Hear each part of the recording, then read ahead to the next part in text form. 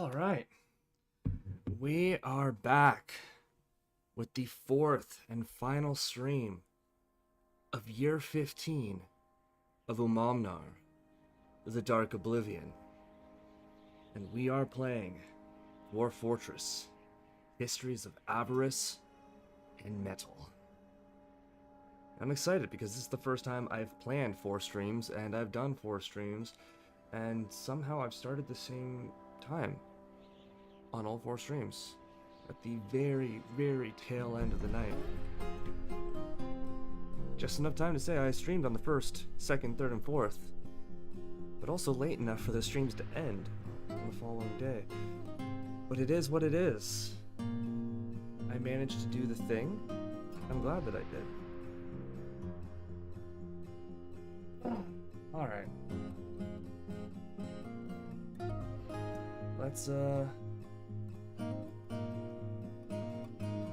Let's get into it. Got a beer. I've got the Benjamin. And I got some plans. You know, because we are almost done our new Metalworks, which will be our new metal guild. And then we're building the 2nd floor of the fortress, which will be our treasury. We're filling out more apartments. And once our metallurgy is done, then we'll really just be pumping out steel. It'll be real steel. I'm excited for that.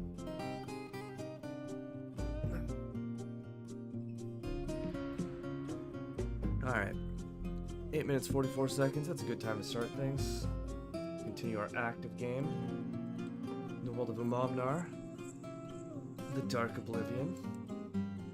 And as I was saying, it is the first of Moonstone, early winter, year 15. We're returning to Inetharal, the City of Waters.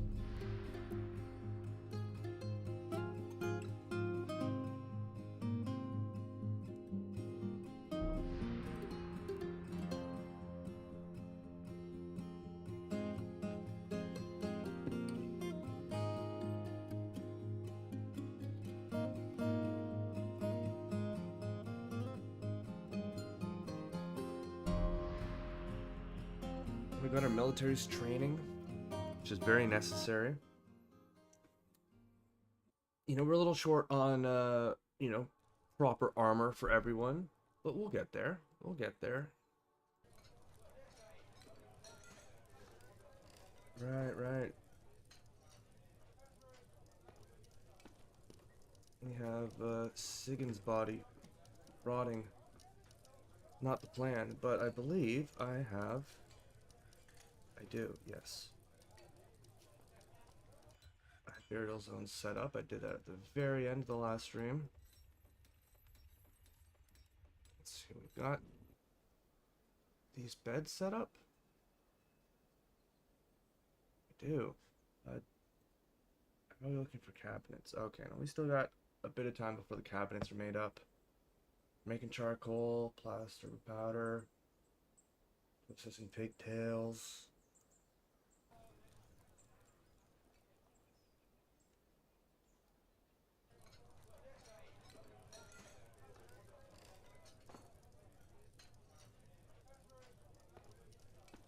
Yeah, so you got Zasset's corpse out here because Zasset broke law and decided to cause a huge fight back in the autumn, which resulted in many deaths, and there was no forgiveness for that. You got people worshipping.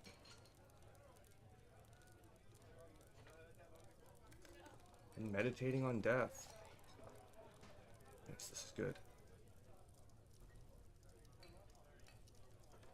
And we still have people in the Grand Cathedral. Oh yes, and Zasset, the Lokshadmal, the clother, is in the midst of making something. He's possessed by unknown forces, and he is making something pretty grand. Because he's got steel bars. But the lad is also using a lot of other stuff. He's got llama wool, alpaca wool, kaolinite, cushioned sandstone cabochons, iron bars, sandstone blocks, kaolinite, and featherwood logs. So I can't even fathom what he's making.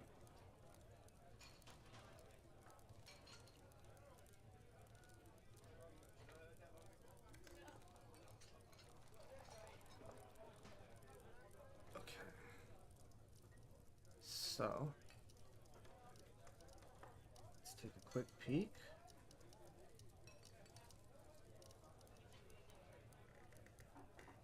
Yeah, so we've got 8 books now. And we sold a lot of books back in the autumn. So we're going to be producing more copies. And ultimately we're going to be binding them as well.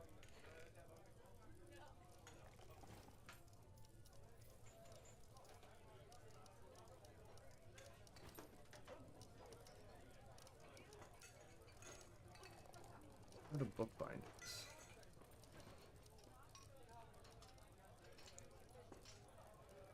Are we looking at for bars? We have a lot of bars. We do.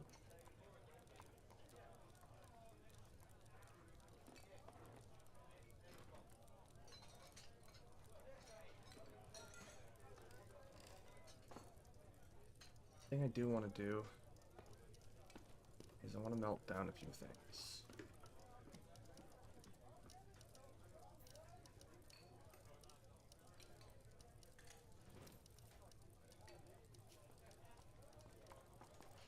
That.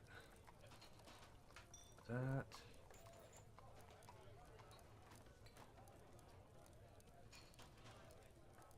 That.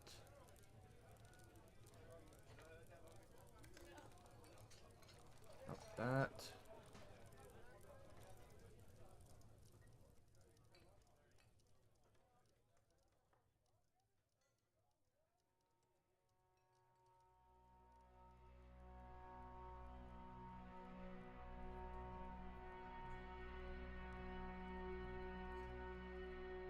Got some bismuth toys I want to melt down.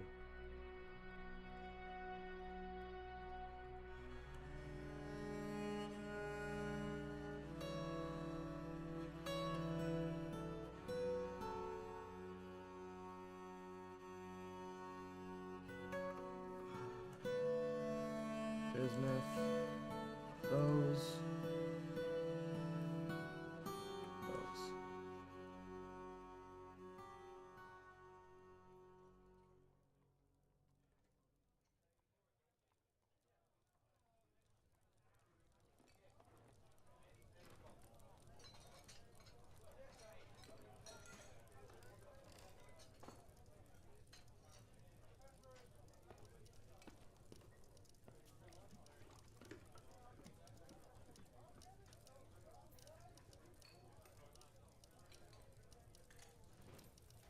Do you have any metal flasks? I think it's all water skins right now.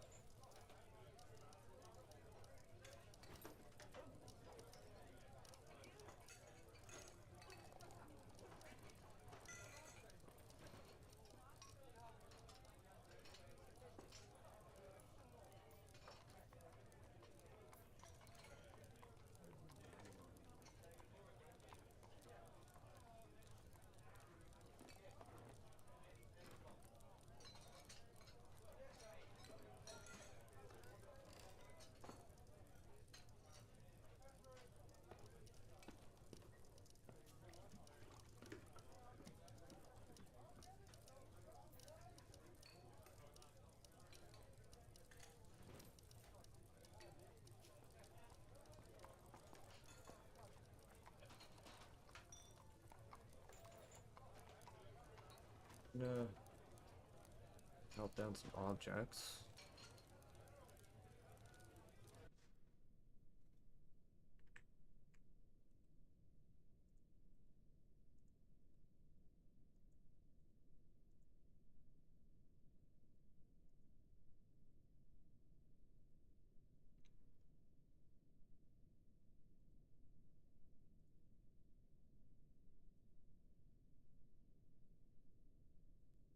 These ones up here are gonna do all that they can to melt metal objects, just for the time being.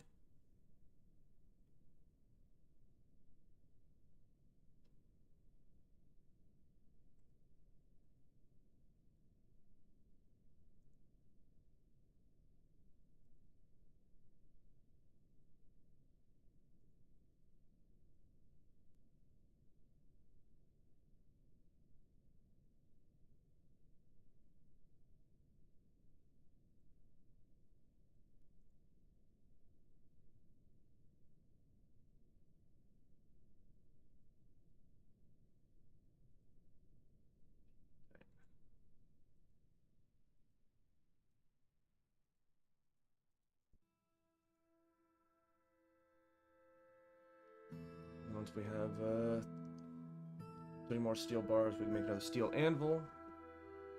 Put that in there. Have our metalworks completed as far as the workshops are concerned. We are going to put an additional pub down here, purely because it makes sense. We're actually going to build an inn, not just a pub.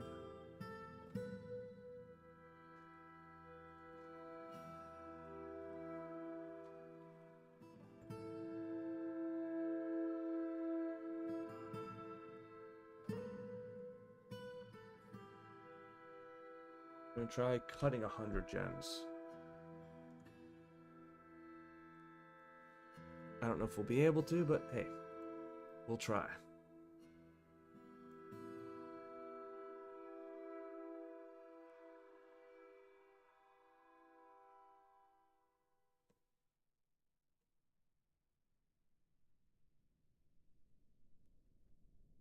And I believe we're also making a lot of rock blocks. So we need more sandstone blocks.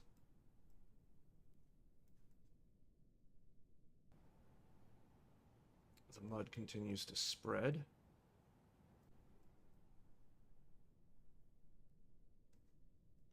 Which is huge, honestly.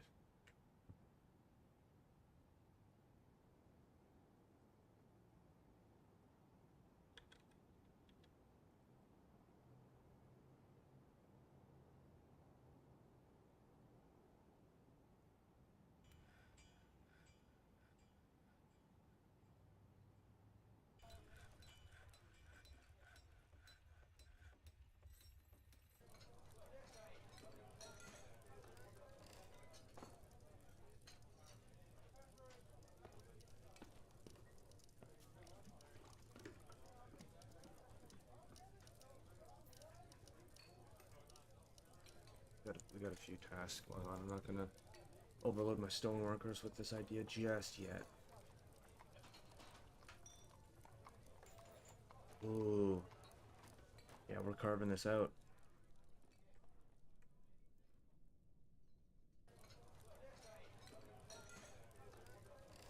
Look at that. A glass bridge.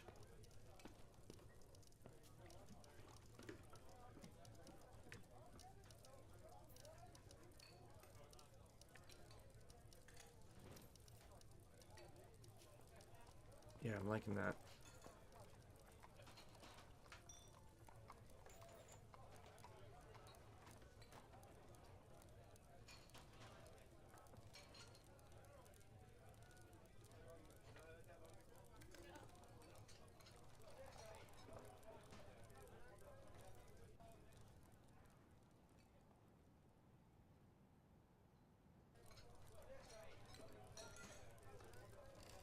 Honestly, this whole floor just might be the treasury.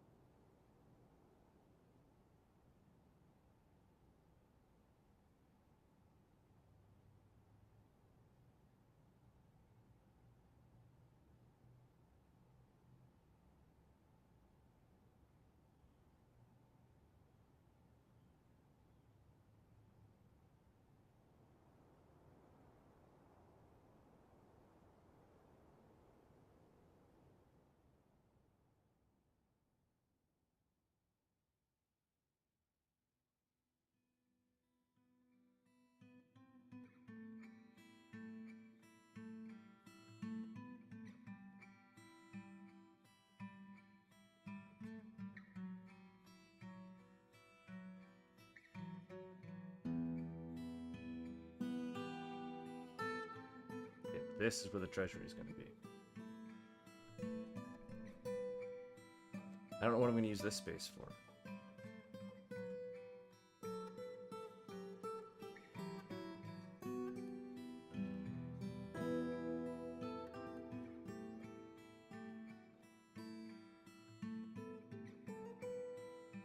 This is where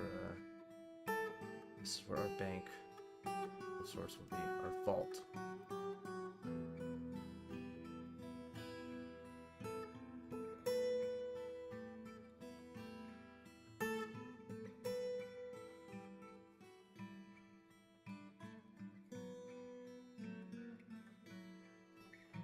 So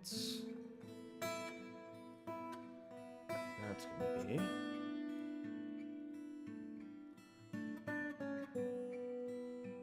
Doing a lot of mining. Fortunately, we lost some miners because of that bastard. Fucking Zasset.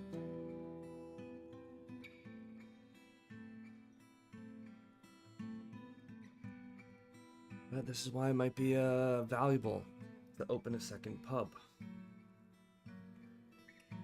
Because as much as I love having a huge rowdy party in the pub, sometimes it gets a little too much.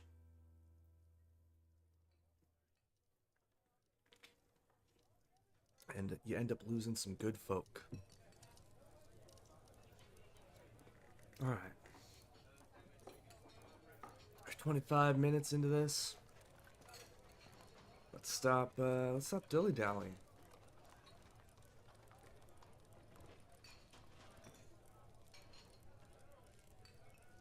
Take a big, strong pull off the Benjamin. A deep swig of beer. Nice sour beer. Fruity beer. But bitter. And, then we'll get into it proper.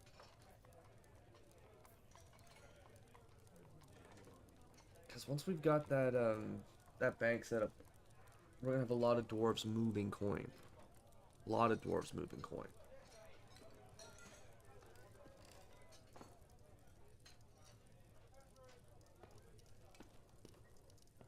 Do you know what? Another thing I might throw on, because I've got the bars.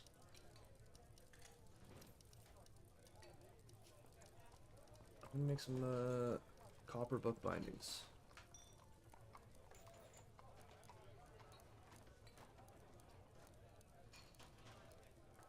I'm gonna make some iron book bindings as well. You know, just to mix it up a little bit. And on the possibility of selling more books, we're gonna make some rock book bindings.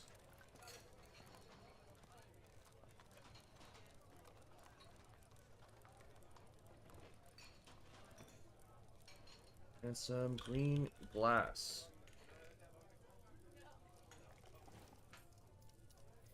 Book bindings.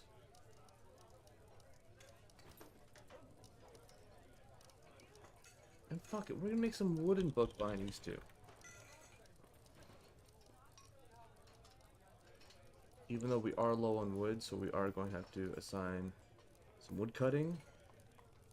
Honestly, it looks like we might already have some people doing. Possibly.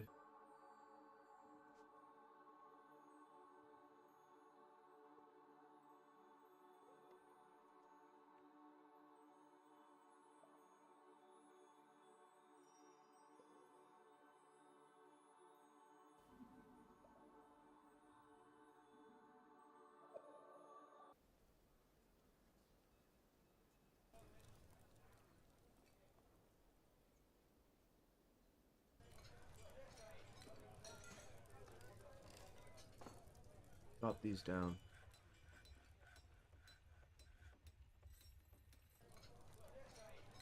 Those roots ultimately serve to compromise me, so may as well get rid of them.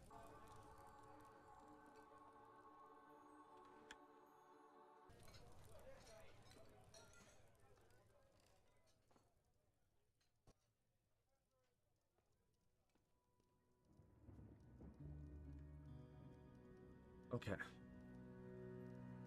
Alright, we're good. We're ready. 28 minutes in. It's first Moonstone, early winter, you're 15. Let's go.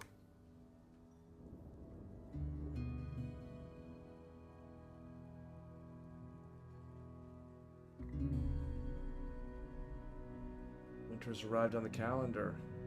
People are sparring. Zasset has begun their mysterious construction.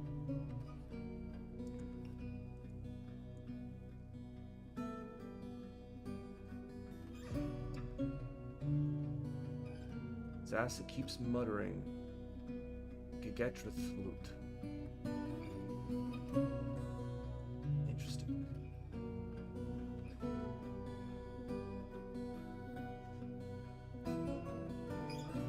Okay, so someone's gonna deal with Sigan.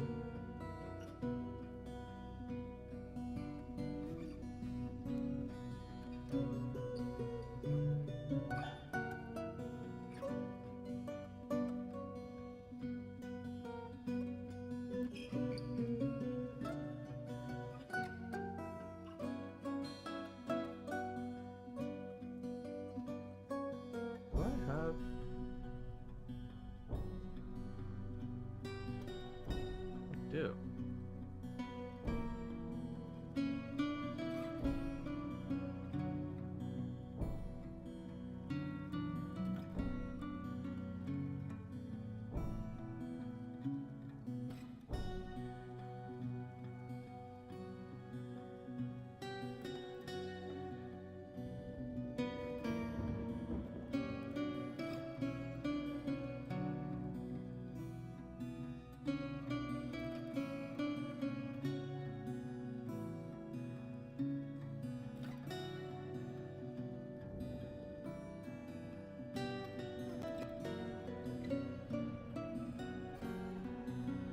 Looking for logs.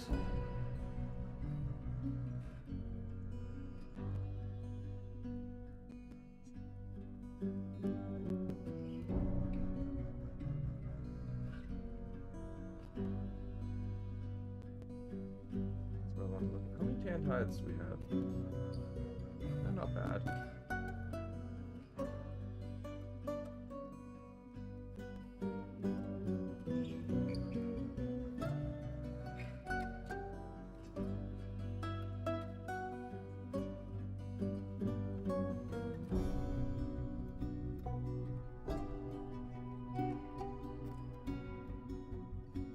Need more quivers.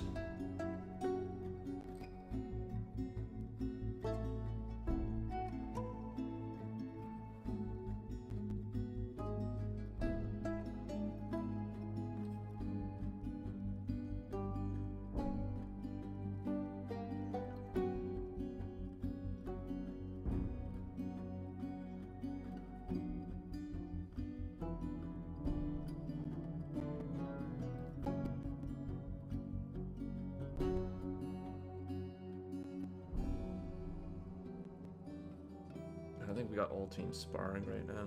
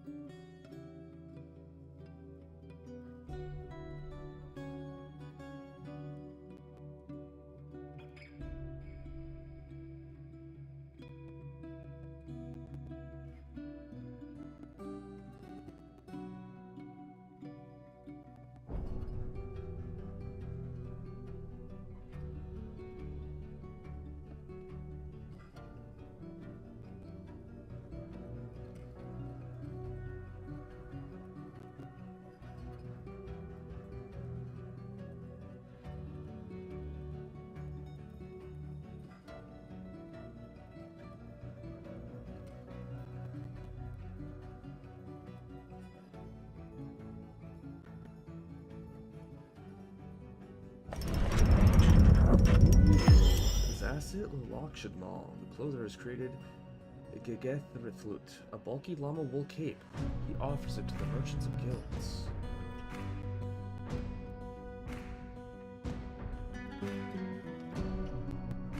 Violet waxes.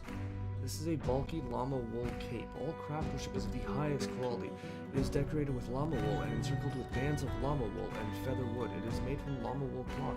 This object is adorned with hanging rings of sandstone and menaces with spikes of kaolinite and iron. On the item is an image of eight-sided prisms in alpaca wool. On the item is an image of dwarves in sandstone. The dwarves are traveling. The artwork relates the foundation of Sterncraft by the ultimate tongs of the Red Guild in 1. On the item is an image of Amazed Impaled, the Carambola Wood Floodgate in Kaolinite. On the item is an image of Grimbleach, the Cassiterite Scepter in steel.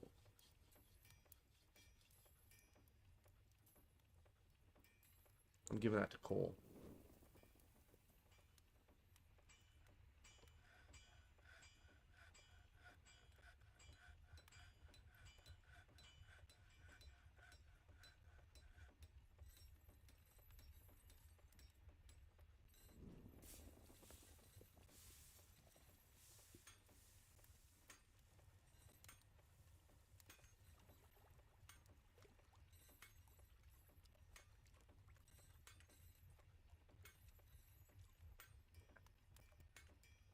Cole is Drip Lord. Confirmed.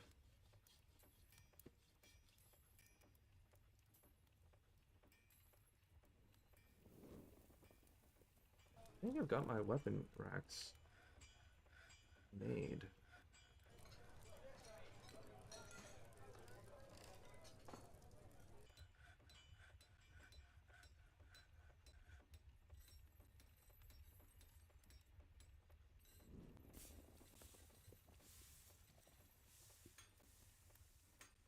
Need to make one more.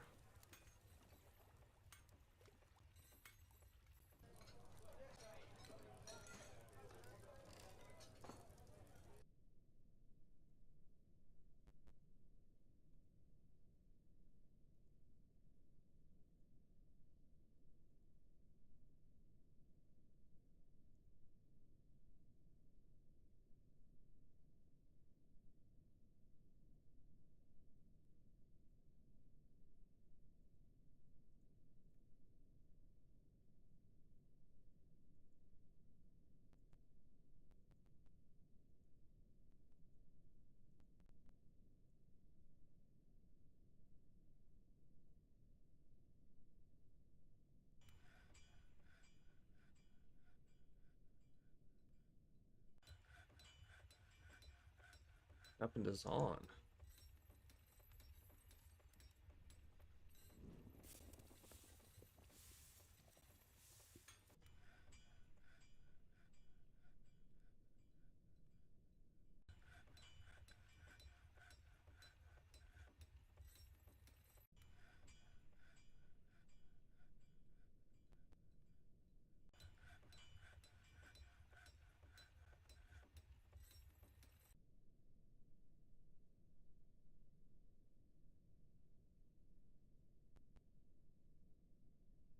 Just enough.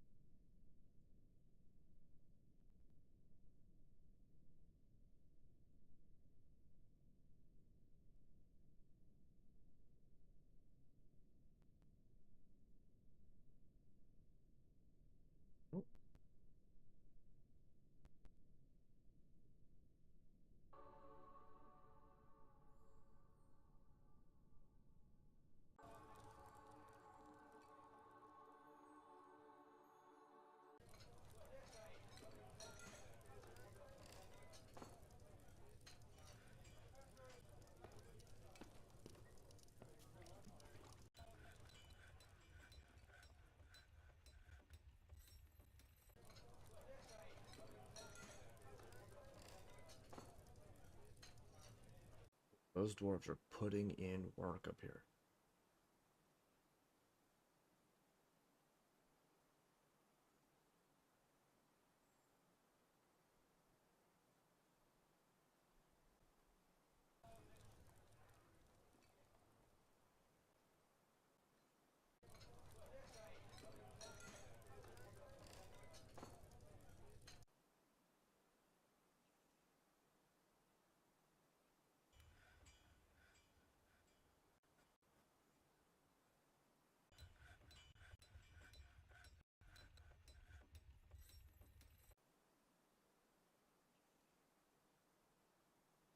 Bindings got made. Well, some of them.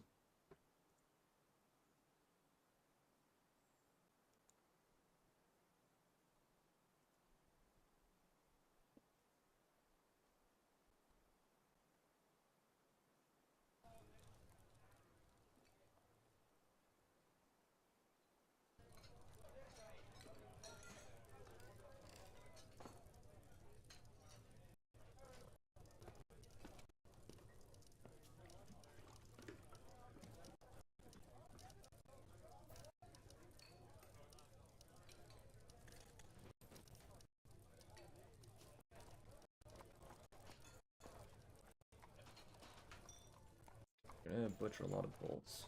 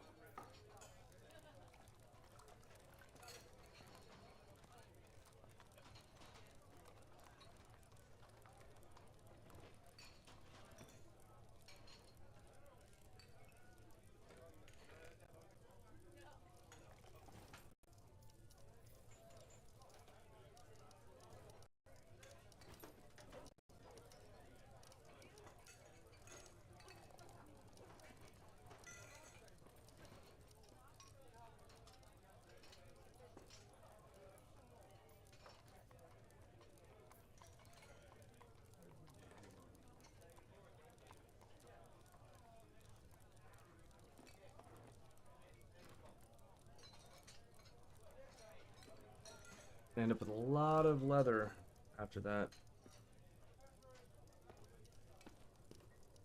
Oh, Mafal Ademstisage, the militia commanders bestowed the name Bekaramem on a steel shield. What does that mean? Dipped strength. Okay.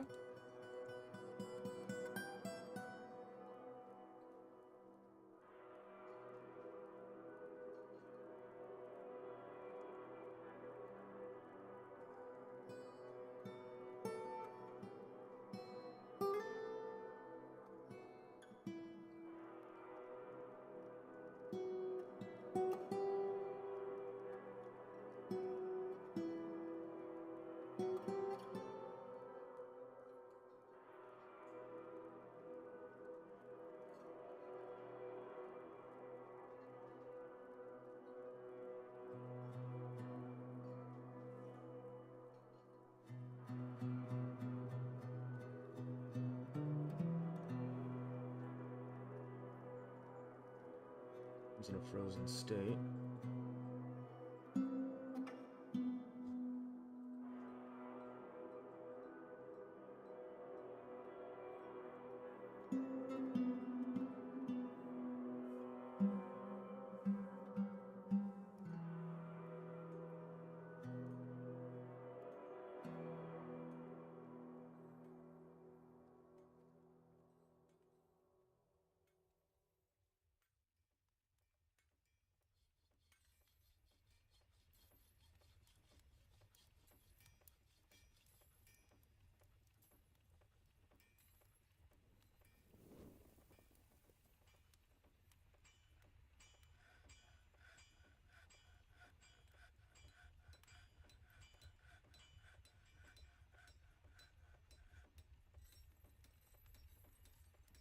Alright, so we just Move the guild hall. It's that simple.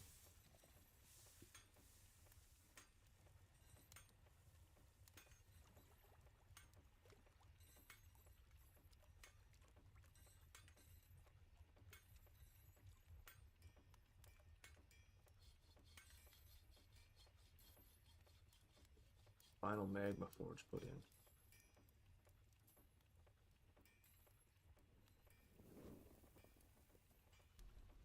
Which means if we come up here,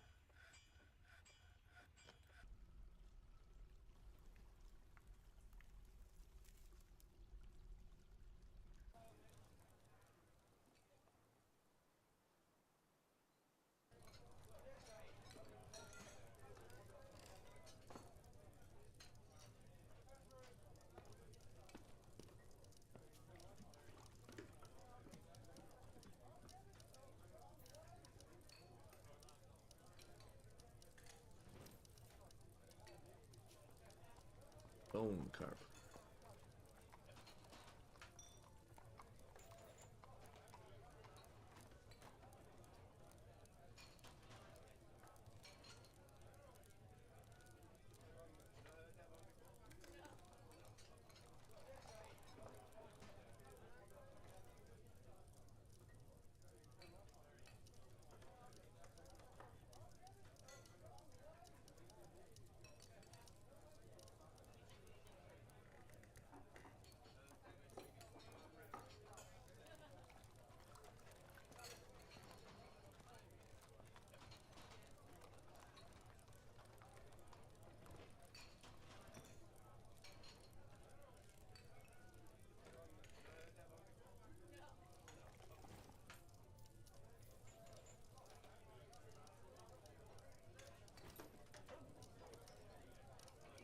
Yeah, competitive merchants.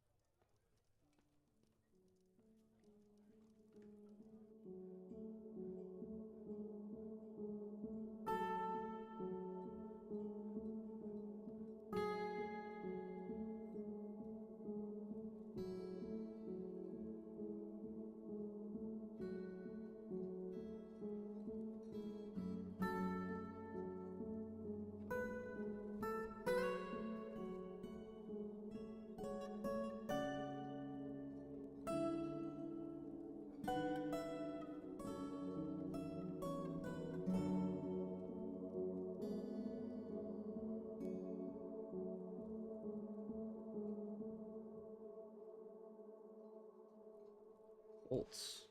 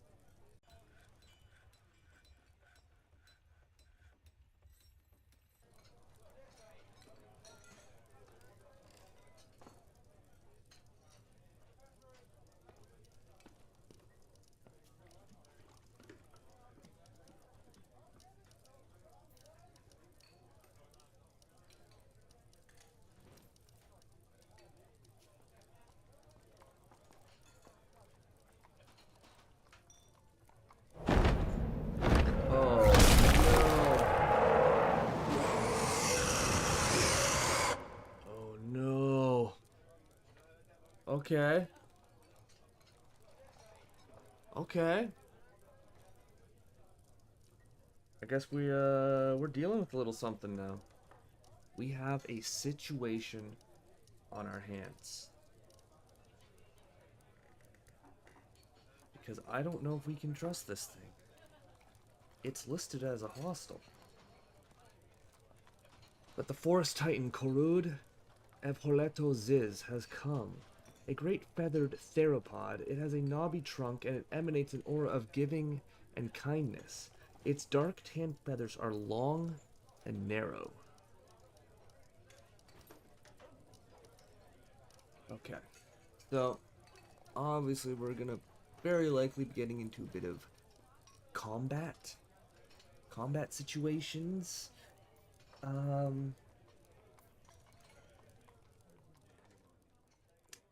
This could be epic. This could be very, very unfortunate. Anytime these things happen, I have to prep myself because it's gotten real sketchy.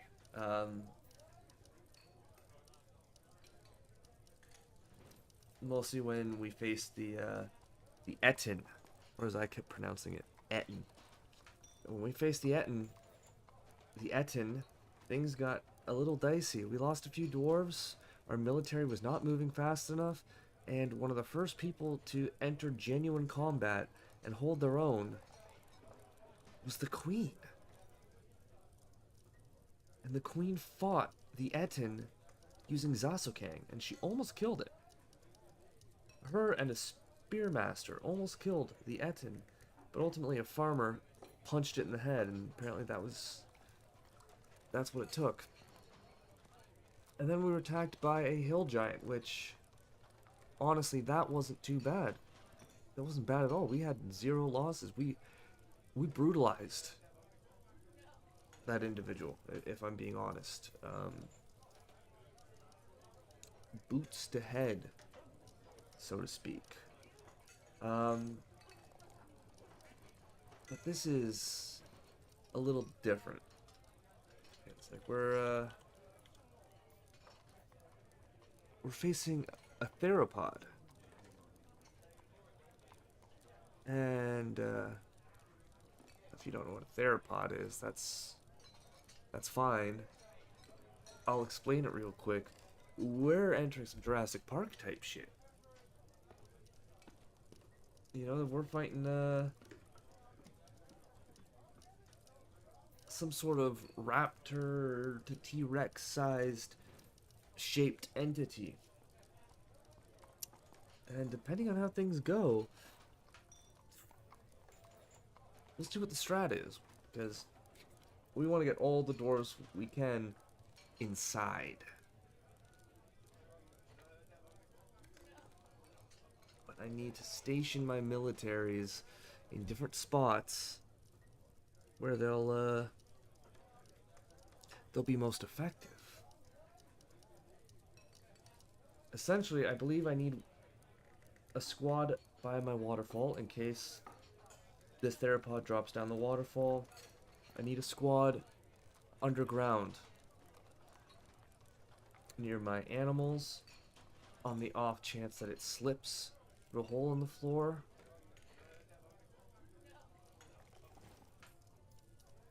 And then I'm gonna need the rest of my squads queuing up near the entrance.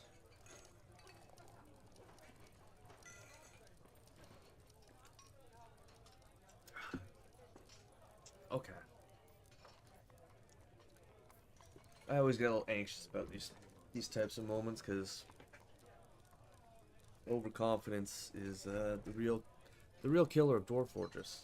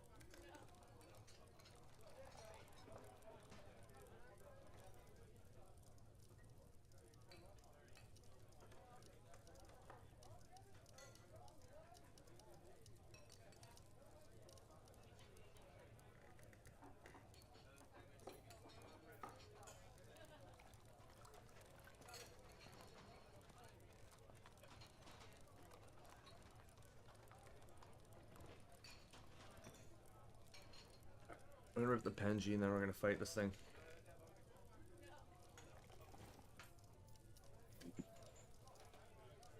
It needs to be done.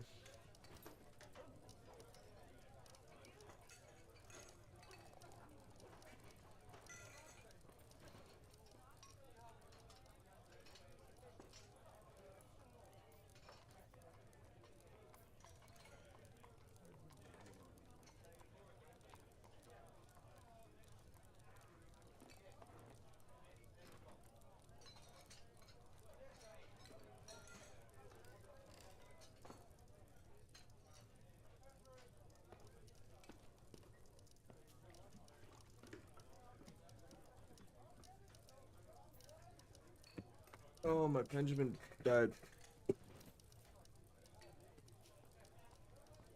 Alright then.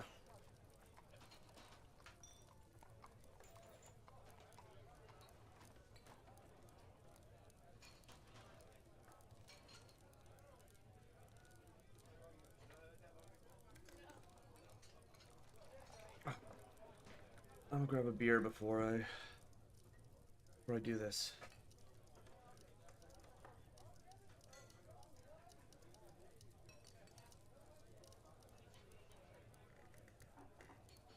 Be back in just a moment.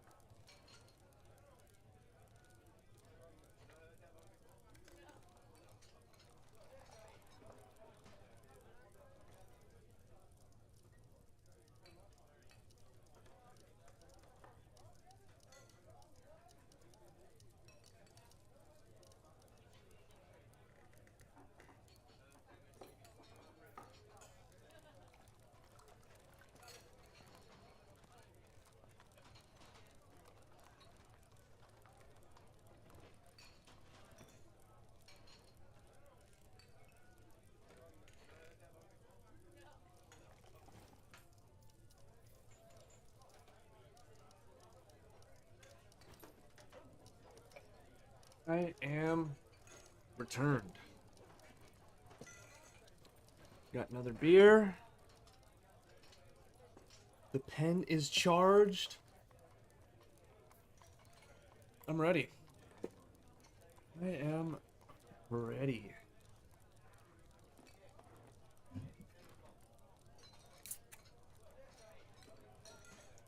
I've also got chips and dip, and you know me and some chips and dip.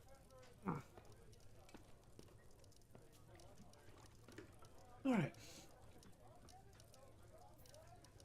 Hit the pen. Swig of beer. Dino Crisis.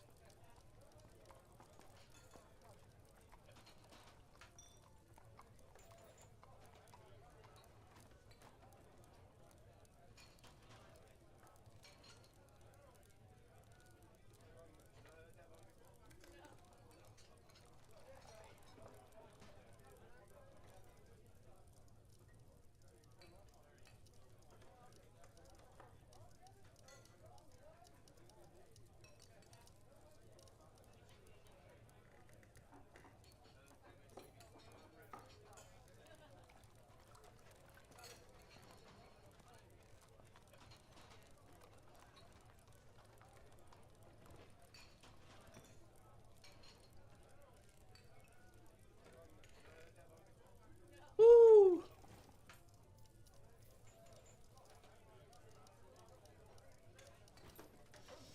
Oh, I'm glad everyone else noticed that Tarn was stimming hardcore during his recent interview with Blind.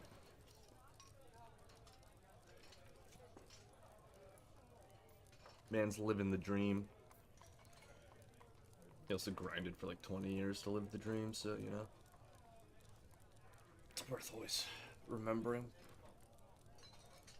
Entire childhood of learning how to code and make games, followed by spending most of your adulthood working at Dwarf Fortress. Yeah. Thank you, Tarn. Thank you, Tarn.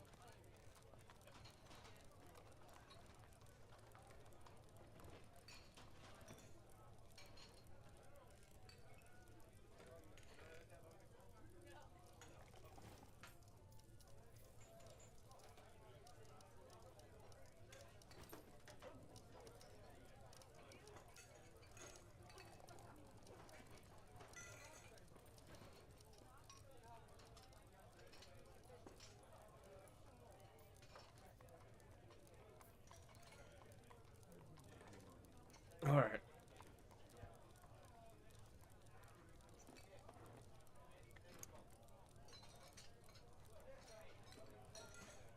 I'm ready. I'm ready for this madness. I've been delaying it for like 20 minutes. I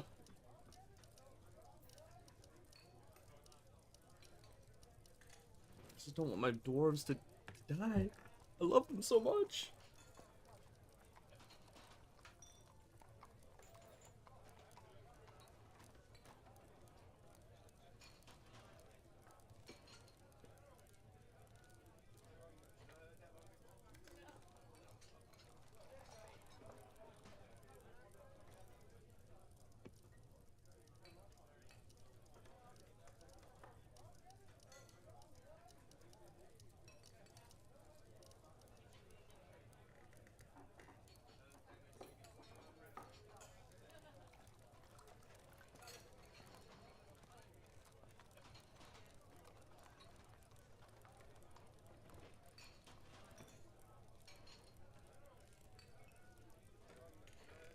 I'm ready though. I am ready.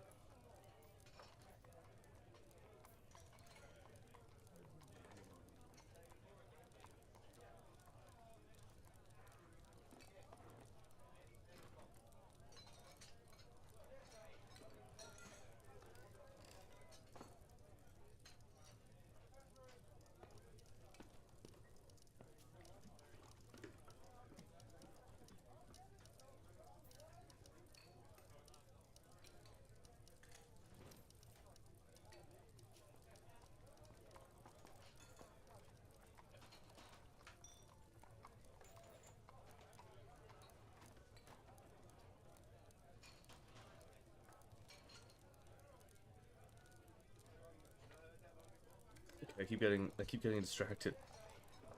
I need to stop getting distracted.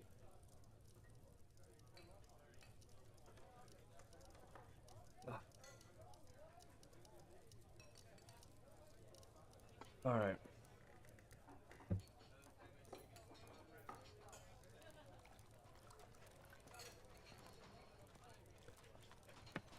Let's do this. All right. The forest titan Korud of Holetoziz has come. A great feathered theropod. It has a knobby trunk and it emanates an aura of giving and kindness. Its dark tan feathers are long and narrow. Okay.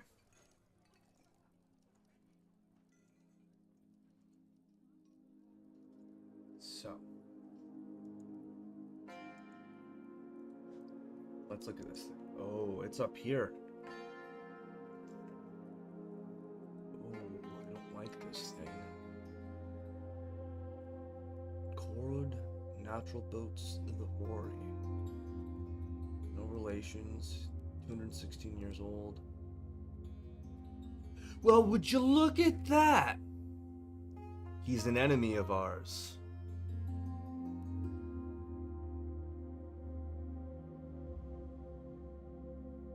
So he's attacked the Red Guild, the Ultimate Tongs, and the Young Handle. The Ultimate Tongs and the Young Handle are near Founding Fort. Actually, that is our Founding Fort. So he's attacked our Founding Fort as well as Submerged Breached.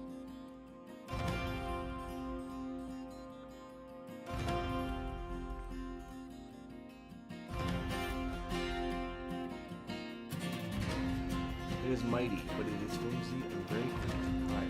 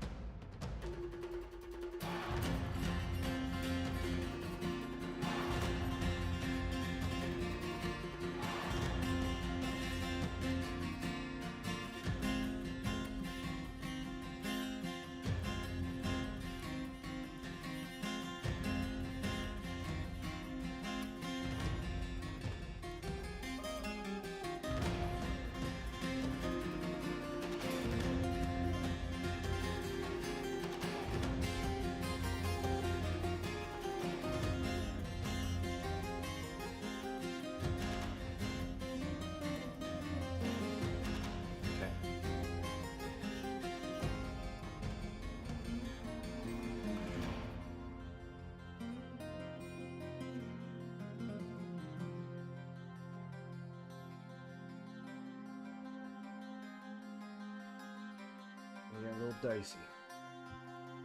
Alright, Korud. Show me what you got! Okay, he's not the fastest. He's not slow either, you know, he's Please do not drop down the waterfall. Okay, nice. Heading north.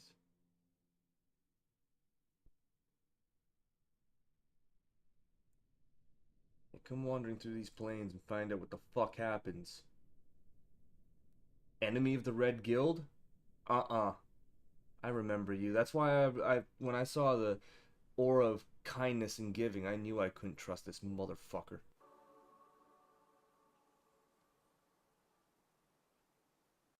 It's biting.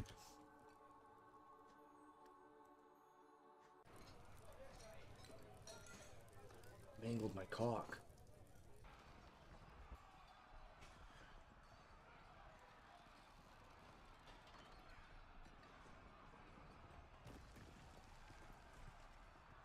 Alright. I'm sending in the dogs. You know what? No.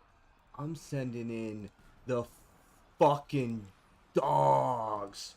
Junkyard dogging it, man. Strategy's out the window. We got one target, and I want him dead. He ain't seeing 217. 216, that's where it ends for Korud. Korud natural boats the Hori. Korud Heleto Ziz. Forest Titan. Theropod. Get the fuck out of here. My dwarves will take him on, I know it.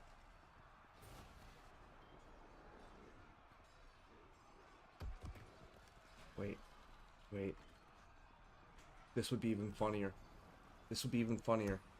If he goes in there. Nope. Okay. Okay. No. That's not happening. He ain't getting that chance. He ain't getting that chance. Who do we got? Ushot. An Axe Lord. What's he repping? Akimbo steel battle axes? Okay. Okay, this man knows what's up. He's wearing bone greaves? He's doing that purely for drip. And then, yo, we got Obak. Akimbo steel spears.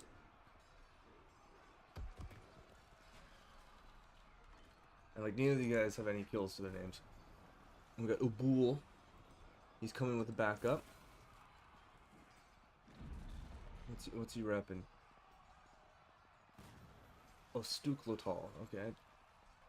He's just carrying his one spear. He likes a spear. That's his spear. Uzel, the Hammer Lord, the creator of Athal Tural.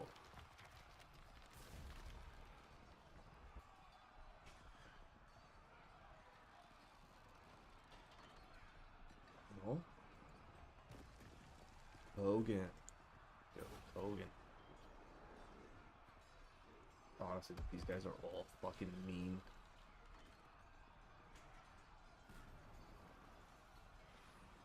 Bro. They're gonna fucking put the boots to this punk. Look at him. Heavy bleeding? Yeah. No, this guy's going down.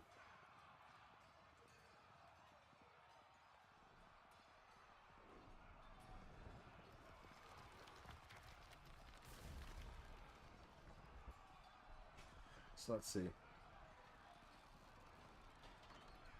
Okay, so right now, Obak hasn't even gotten in on this. All the damage is just Ushat. Ushat is just hitting hard. And he's also creator of Ushat Sakrith, which is a very, very nice statue.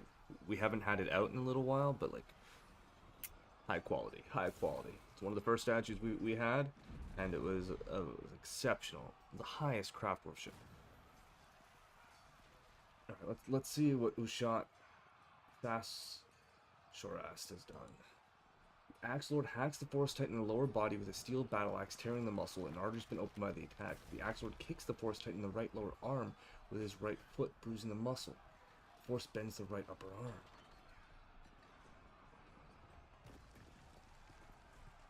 Yeah, so this is him killing the rooster.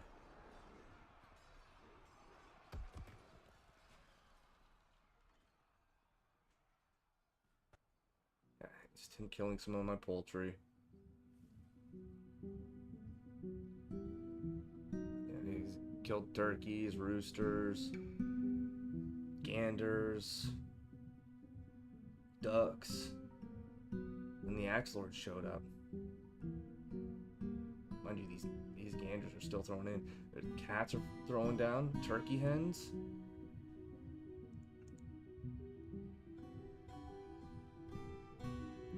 Essentially, we've got micro dinosaurs and dwarves versus a big dinosaur.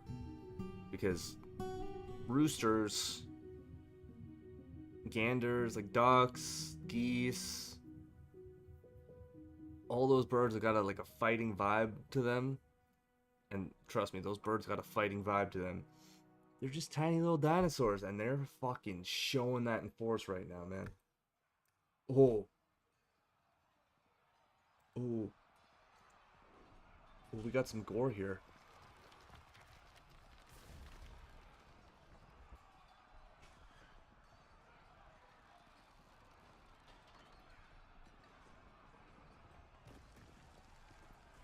Yo, they cut off his right hand.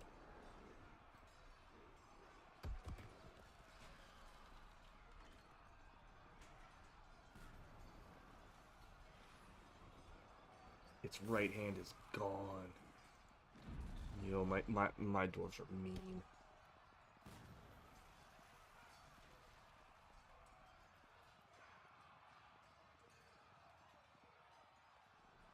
Its entire right arm is gone, not just its right hand. Started with the right hand. We took the full arm. We took the full arm. Yo. Putting in work, dwarves. Look at this. Look at this.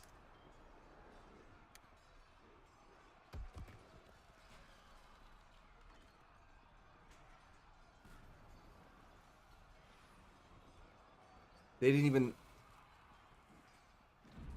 Wow. His left foot, his left hand, his right upper arm, his right hand. They chopped him the fuck up.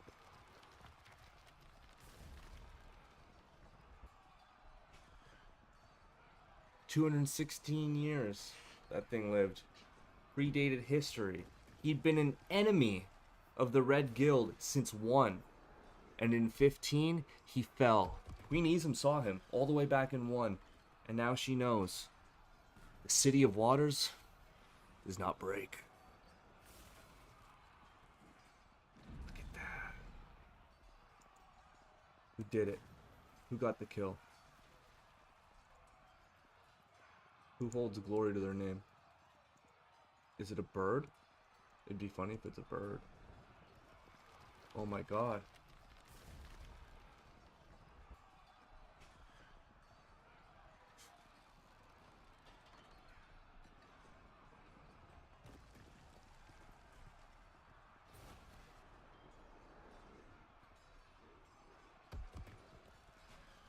Okay, wait, hold on. Who's Domas?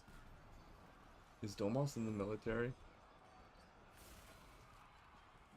Oh, Jesus Christ.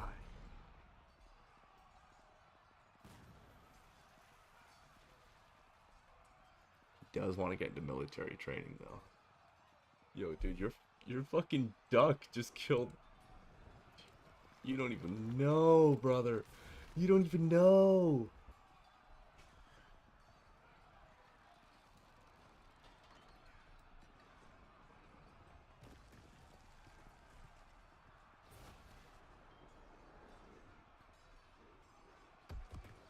Obot Kokenmusar, the Titan Slayer. Damn, son. That's crazy. I mean, you know the main work was done by the dwarves, but like, that's still hilarious that Obok here got the last blow in.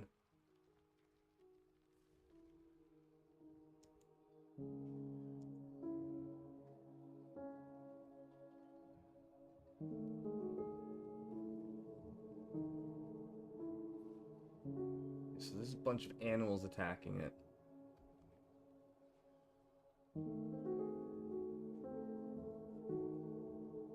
The Axe Lord, Axe Force sent in upper left leg with a steel battle axe, fracturing the bone.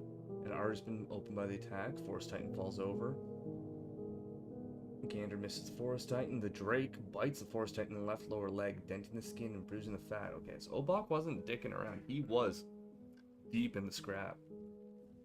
Cat scratches the Forest Titan. Spearmaster stabs the Forest Titan in the upper leg, right upper leg, with a steel spear, chipping the bone. A tendon's been torn. The steel spear is lodged firmly in the wound.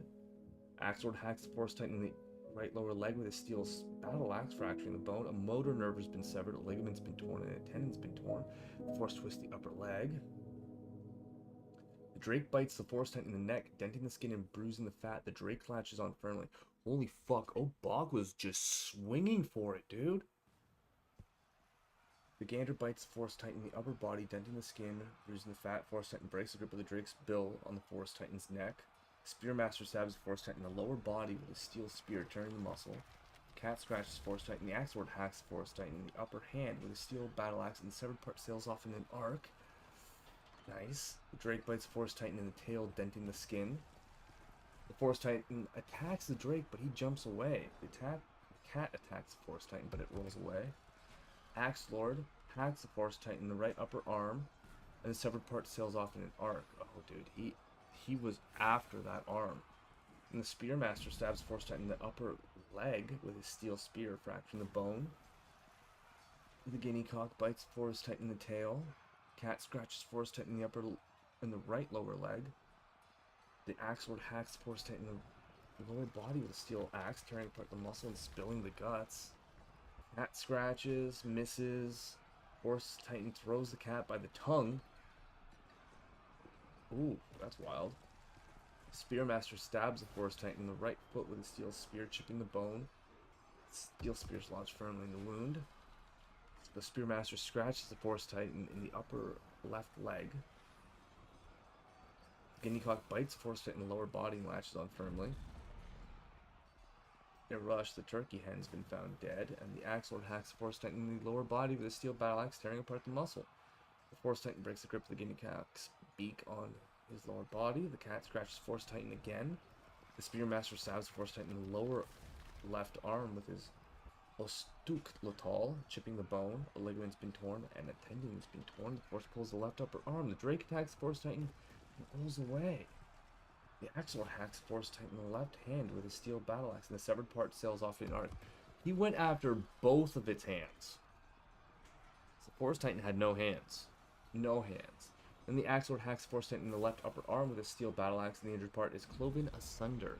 So he took both arms. An arter's been opened by the attack, and the motor nerve has been severed, and a tendon's been torn. The Gander bites the Forest Titan in the left foot, denting the skin and bruising the fat. The Spearmaster stabs the Forest Titan in the left upper leg with his Ostutlokatal, fracturing the bone. A tendon's been torn. The Drake bites the Forest Titan in the left lower leg, denting the skin and bruising the fat. The Axe Lord strikes the Forest Titan in the left upper leg with the pommel of his steel battle axe, shattering the bone. Whoo! Spearmaster stabs the Forest Titan in the lower body with his Ostuklotal, tearing apart the muscle. The Drake, Obok, bites the Forest Titan in the third toe, right foot, but the attack glances away. But the Drake latches on firmly. The Forest Titan breaks the grip of the Drake's bill on its toe, though. The Forest Titan then misses the Axe Lord. The Axe Lord responds by hacking the Forest Titan in the lower body with a steel battle axe, tearing apart the muscle. Artery's been torn open. Spearmaster stabs the Forest Titan in the upper body with his Ostuklotal, tearing apart the muscle, chipping the left true ribs, and tearing the right lung. The Forest Titan is having trouble breathing. The Drake bites the Forest Titan in the left foot, denting the skin and bruising the back.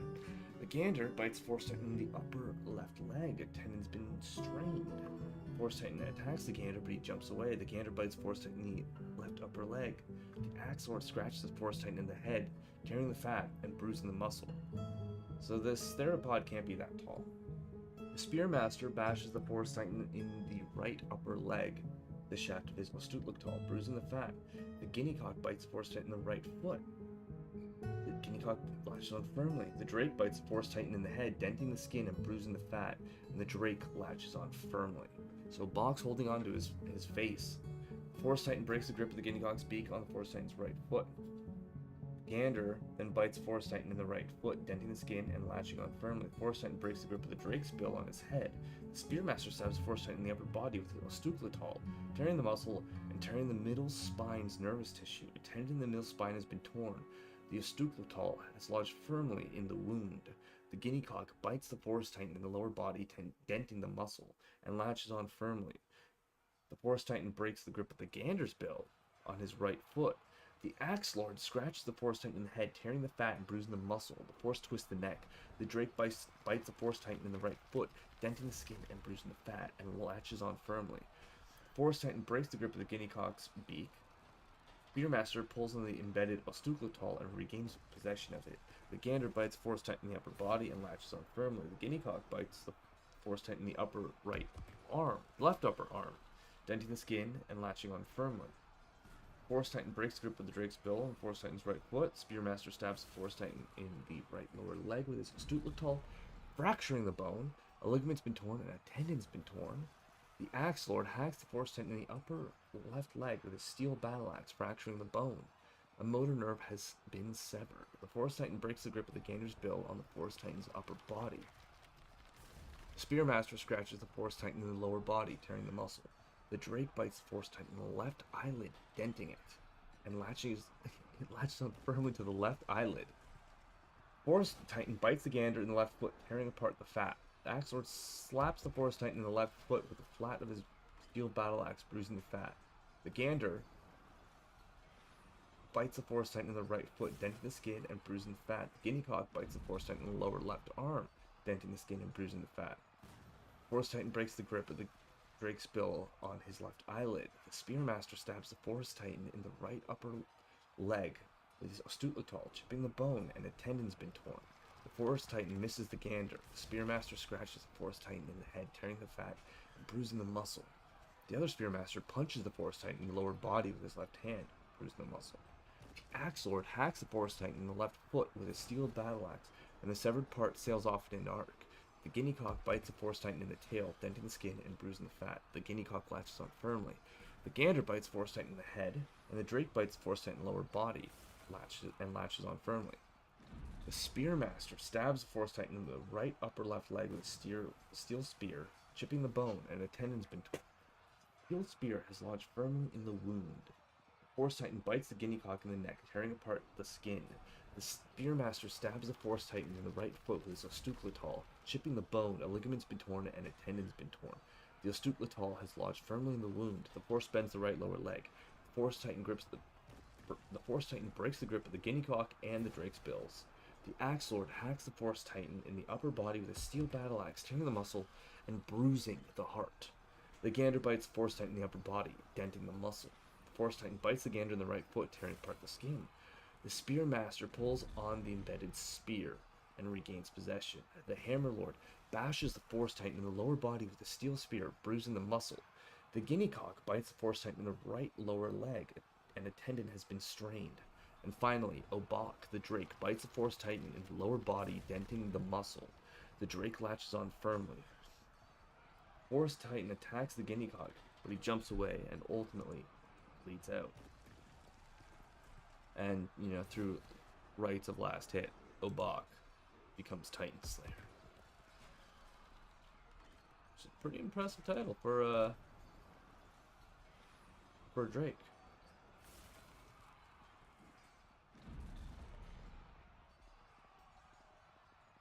Yes.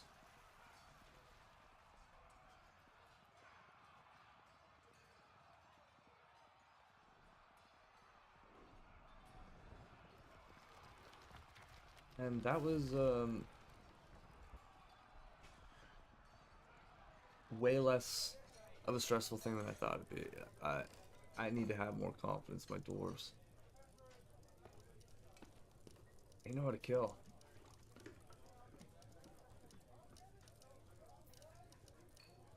Like, I bet if I flooded this little arena with my dwarves, they would just massacre those forgotten beasts. I'm not going to risk it though. I've got my caged beasts, and until I get another one lined up, cage they shall stay. Be nice if that guy would go up them stairs though. Right, right. Yeah, we can turn that off.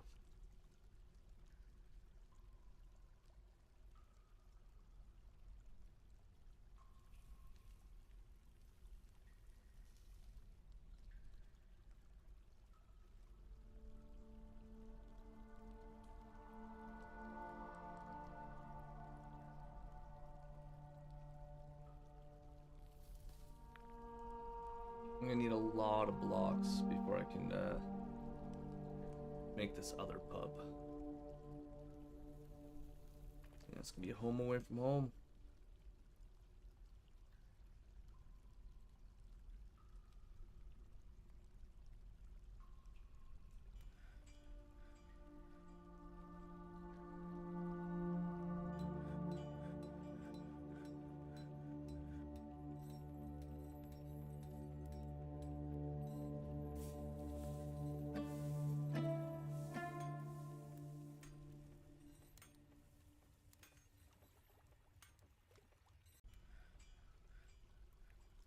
Can't believe how fucking ruthless my dwarves are.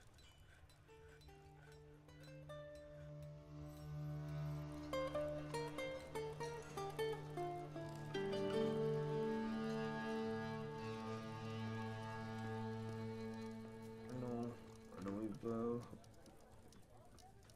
we've lost some birds.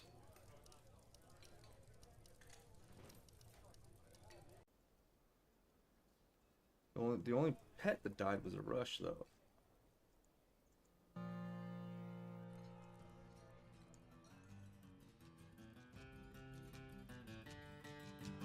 Oh!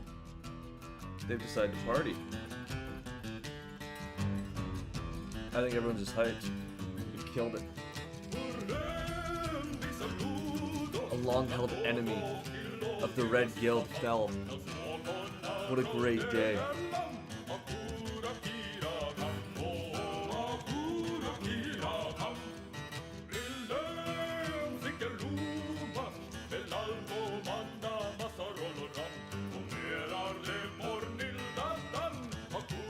Yeah, she's in the pub. Woo!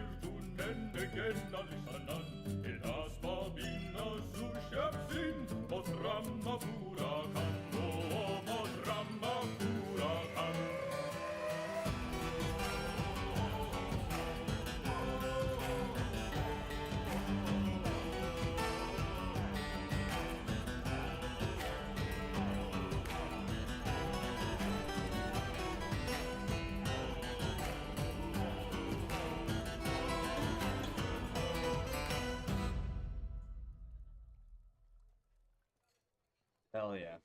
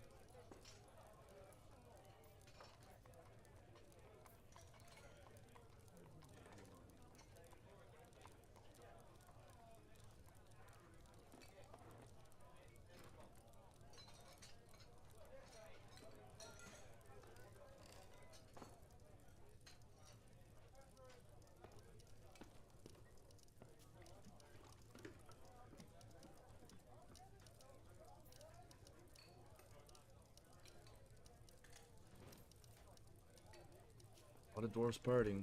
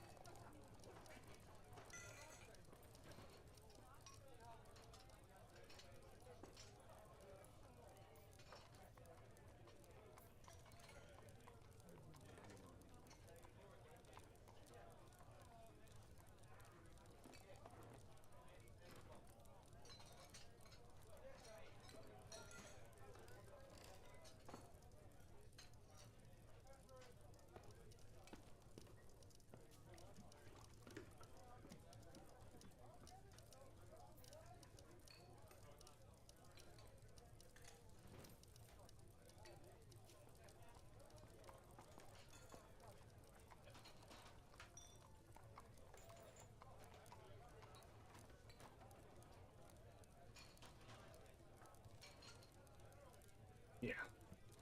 That makes me unicorn bone it. Grounds. And we're gonna decorate with shell.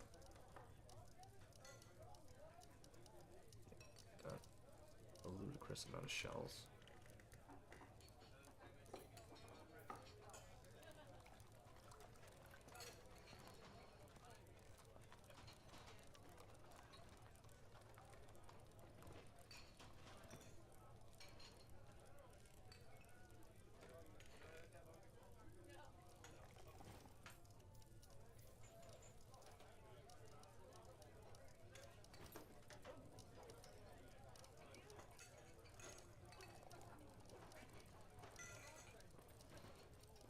Fuck, we'll make some bracelets too.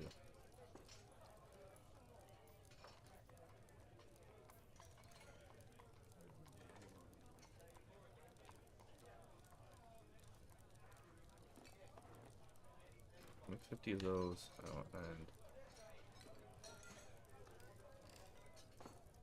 just for the drip factor of a unicorn helmet. Just sounds cool.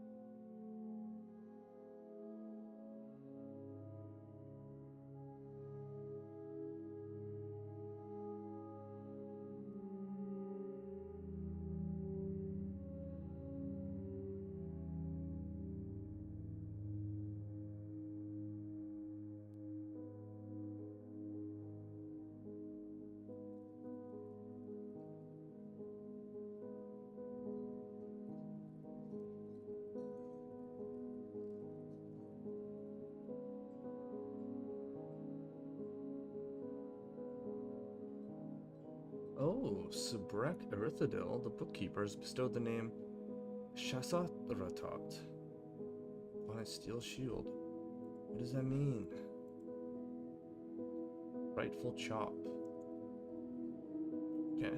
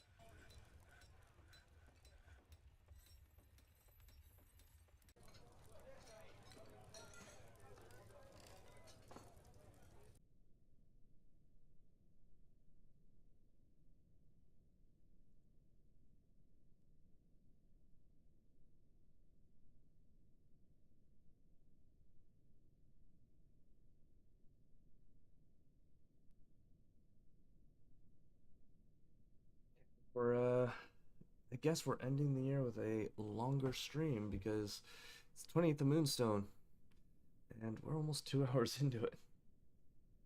Mind you, I did kill like 20 plus minutes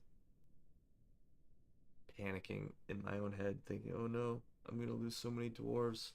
Not realizing my warriors are demonic.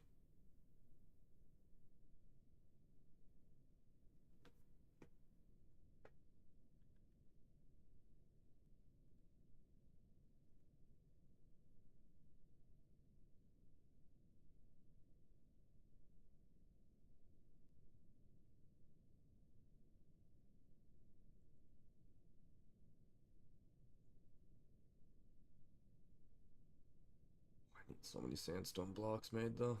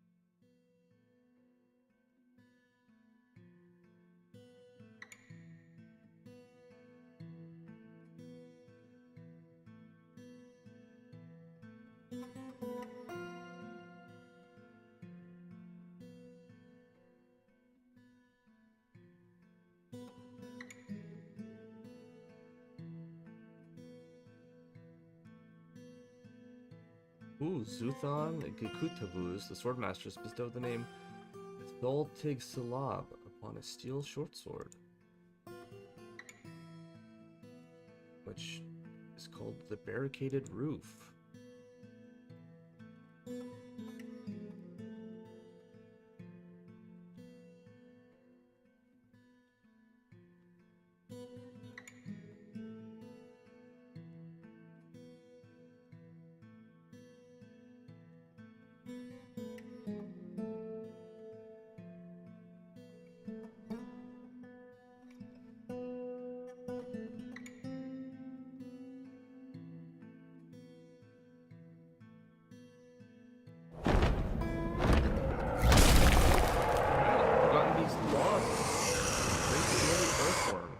It has thin wings, stretched skin, and it undulates rhythmically. Its yellow-green scales are large and overlapping.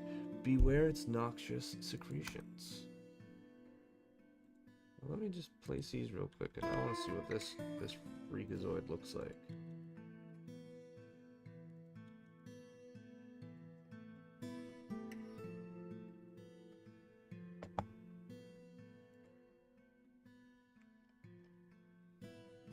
Oh. Laws.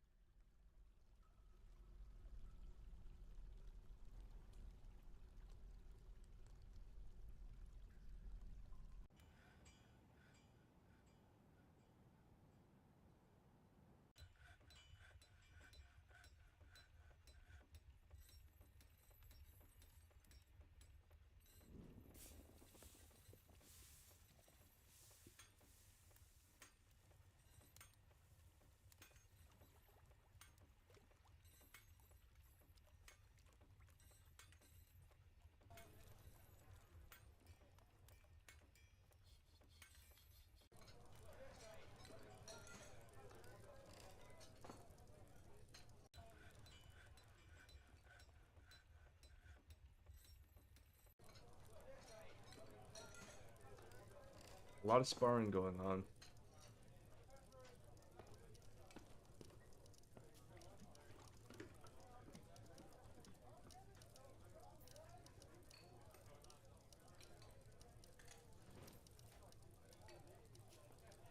Yep, I knew that happened at some point.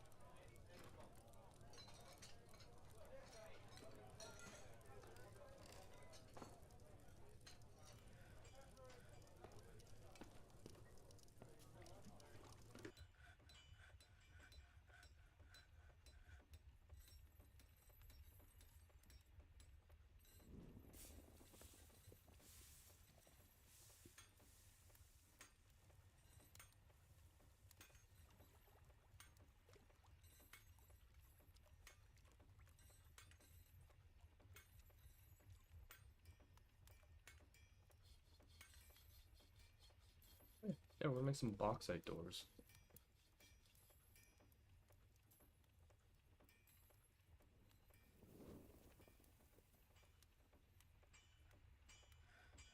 Oh, and Mang Regothesgod, the swordmasters, bestowed the name Shimum upon a steel short sword, which means the free nail.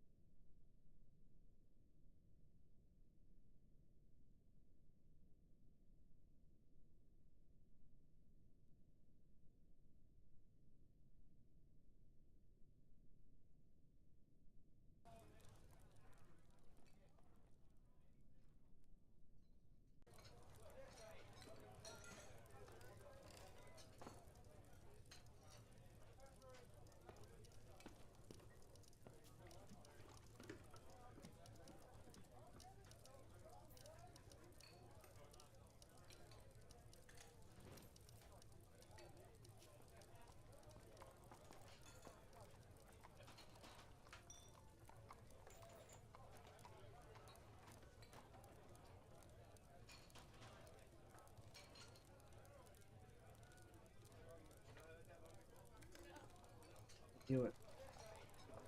I knew we lost Cog. Where are you?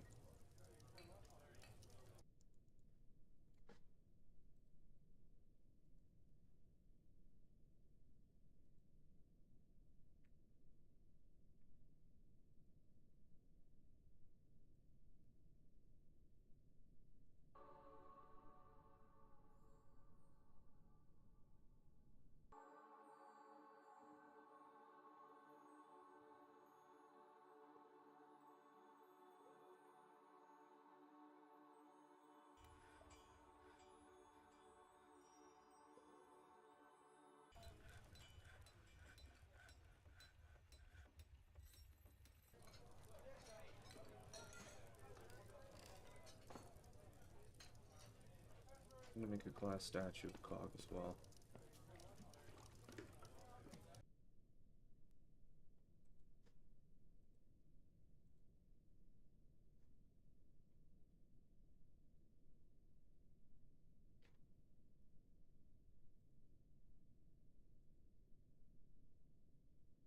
Cog Usenid Odd.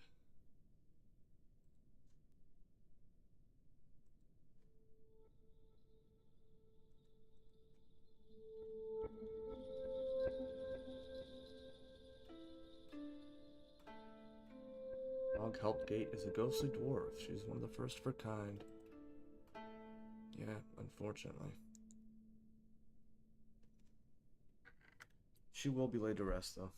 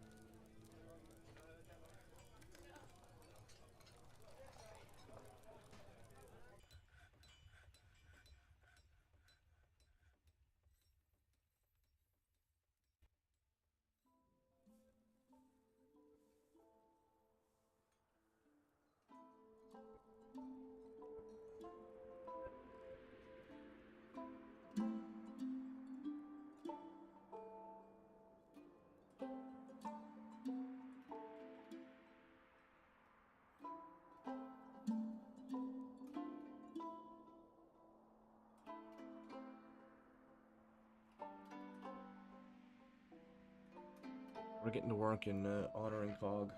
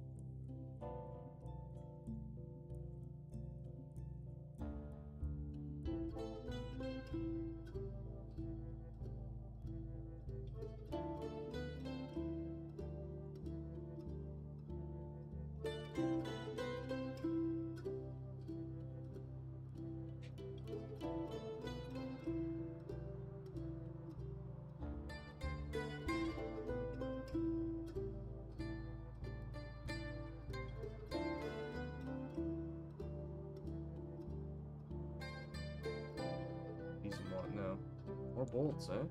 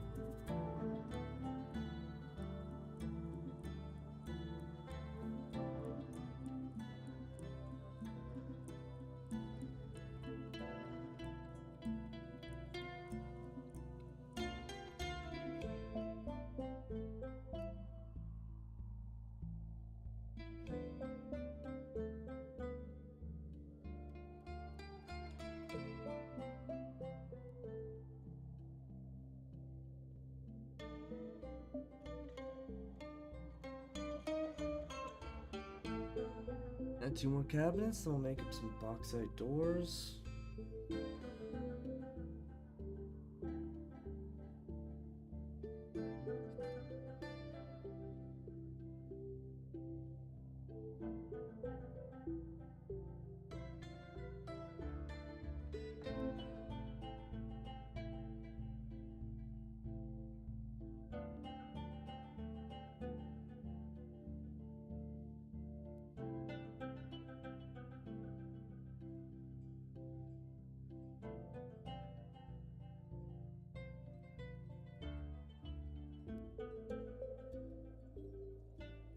This is awesome.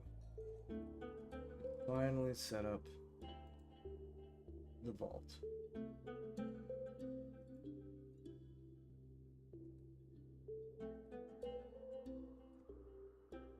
Zero bins. No bins, no barrels.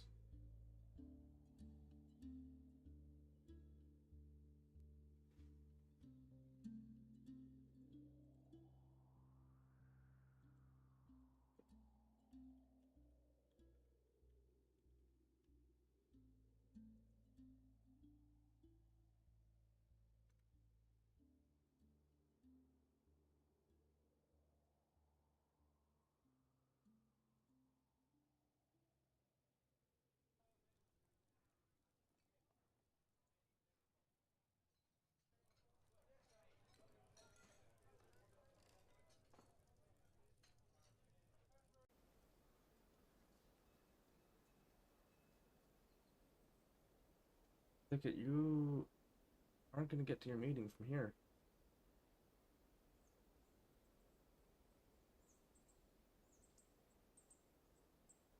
There you go, buddy.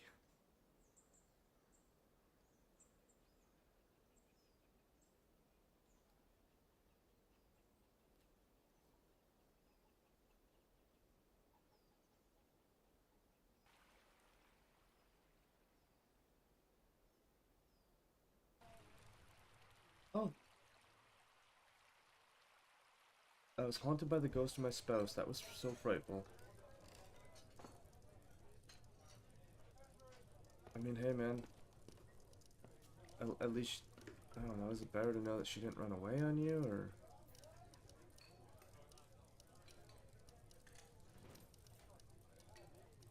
She just wants to be near you, dude.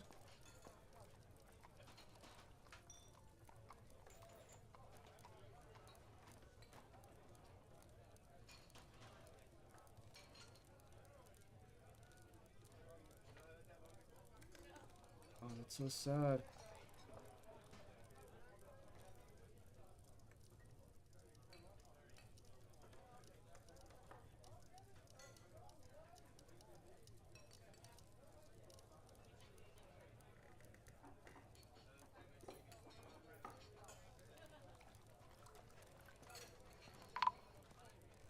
I need to rest.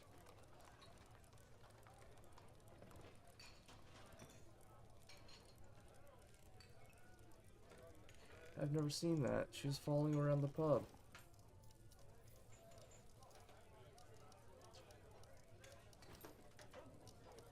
So good.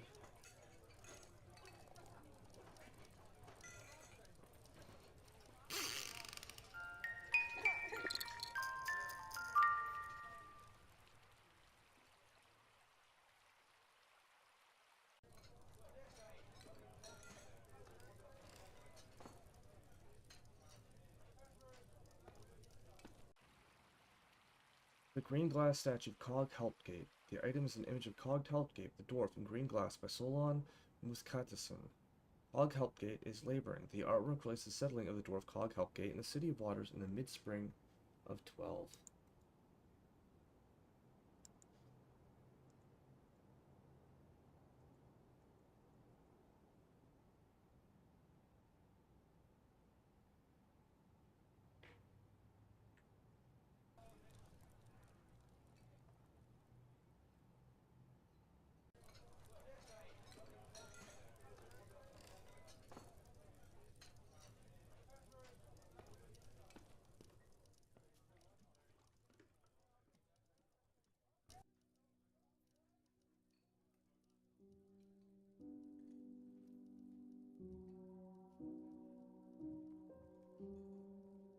Bushrear he wants a weapon rack and armor stand.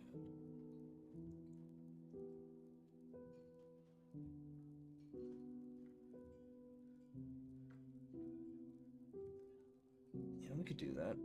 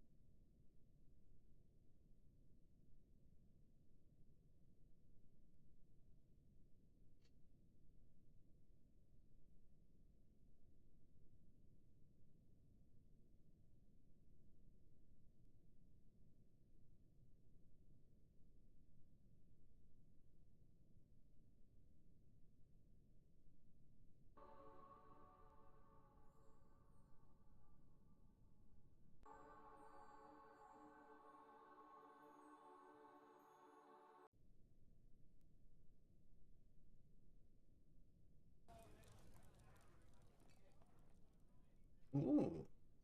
Solon Dalzatrith, the Hammer Lord, has bestowed the name Tumulnulam Hust Zalikal upon a silver warhammer. That's a mouthful. What's it mean? Savior Blame, the malign healer. Interesting. Kinda creepy sounding.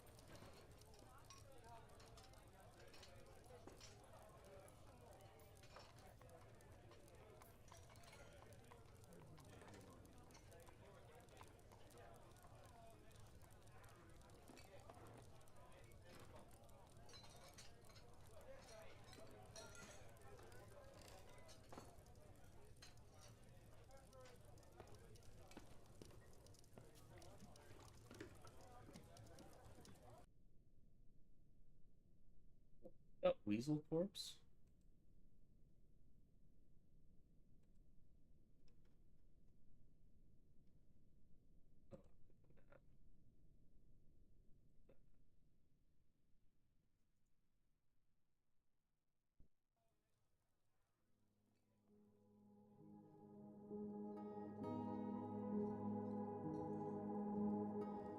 Oh, look at that. Look at that. The coins, man. The coins. This is what it's all about.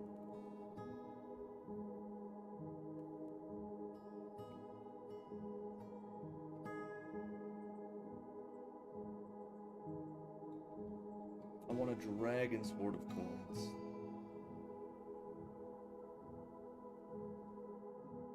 That will have.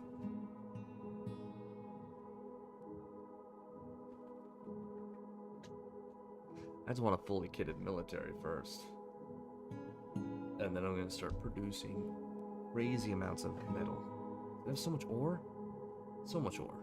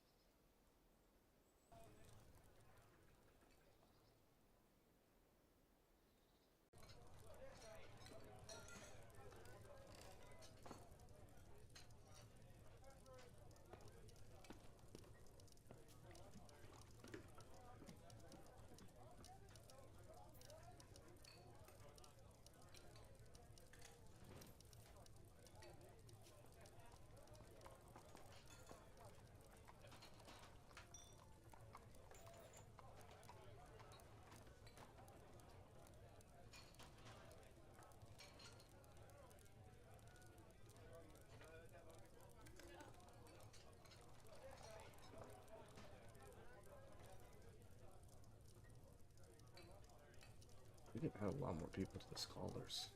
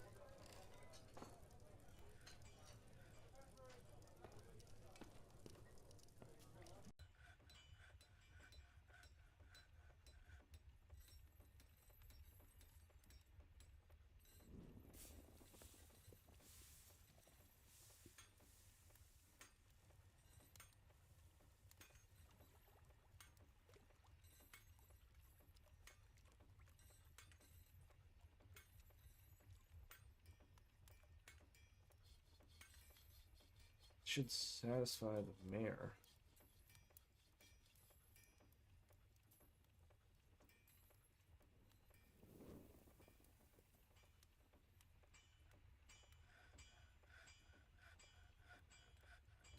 I just need to add some opulence to the Duke and the Queen.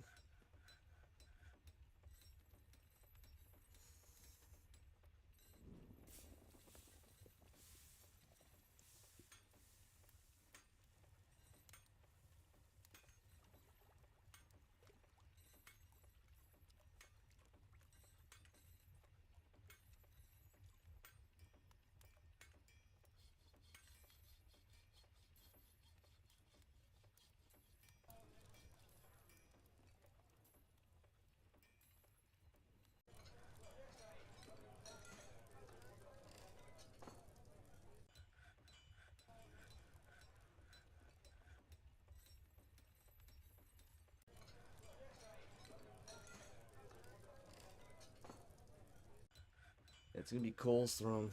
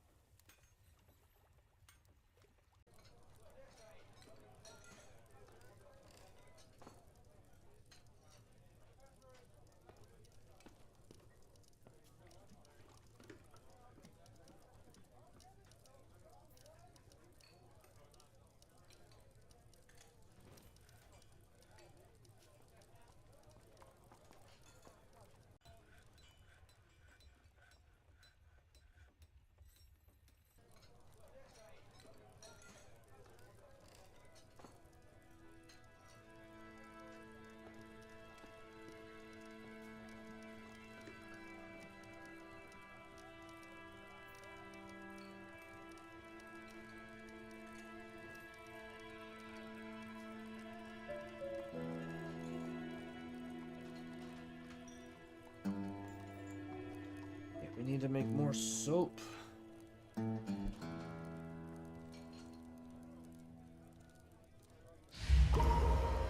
Ooh, Atlas the Martin, the stonecrafter's been possessed.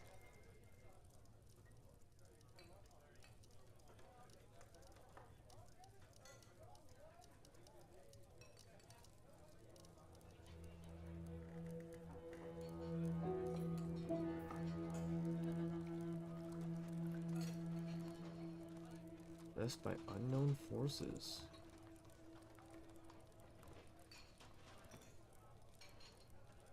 Yo, yes, Forest Titan bone.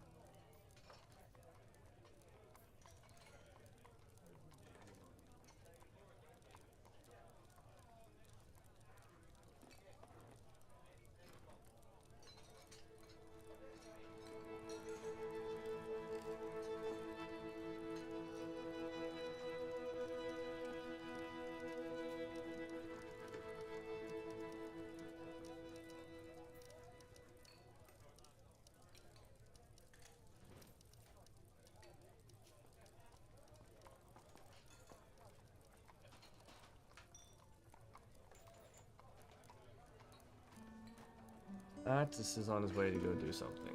He's in a pretty good mood. Like, he's satisfied at work, and then he got possessed.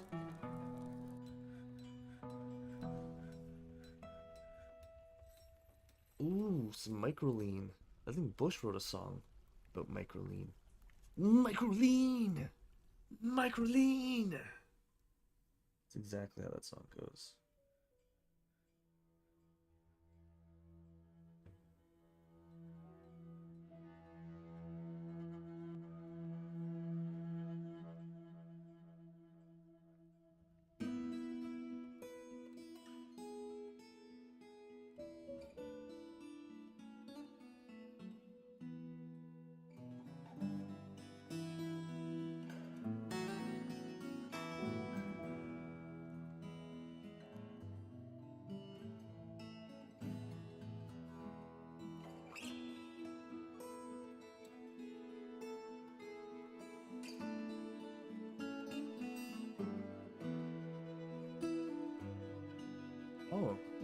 late winter, into the first week.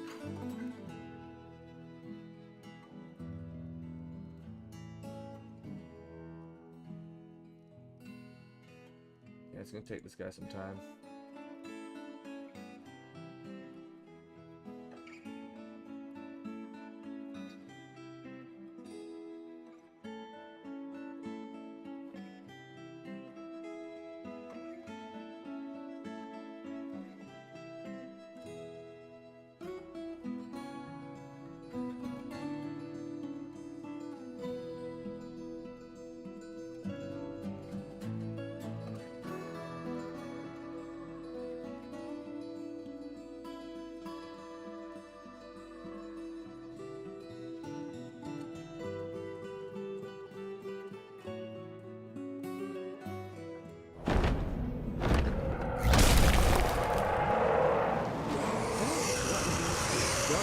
Has come.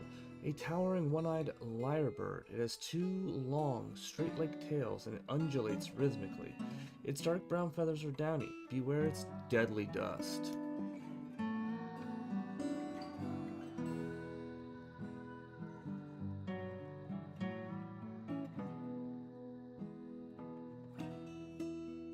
I don't like gust. Yes. Leave gust.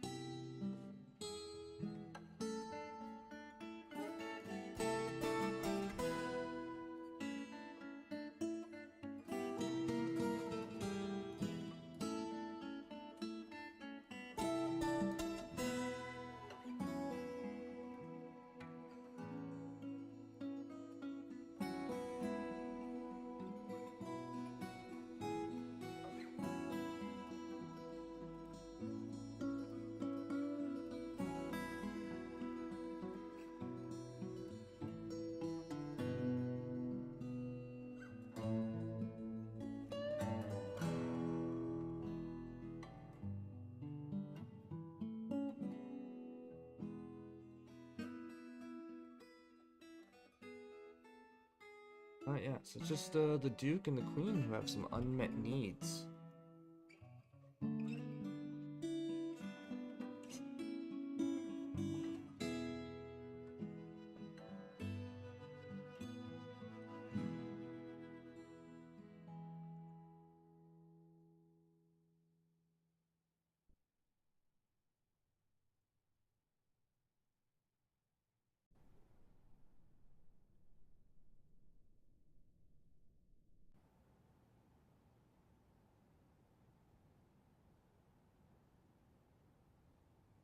We are making those bauxite doors.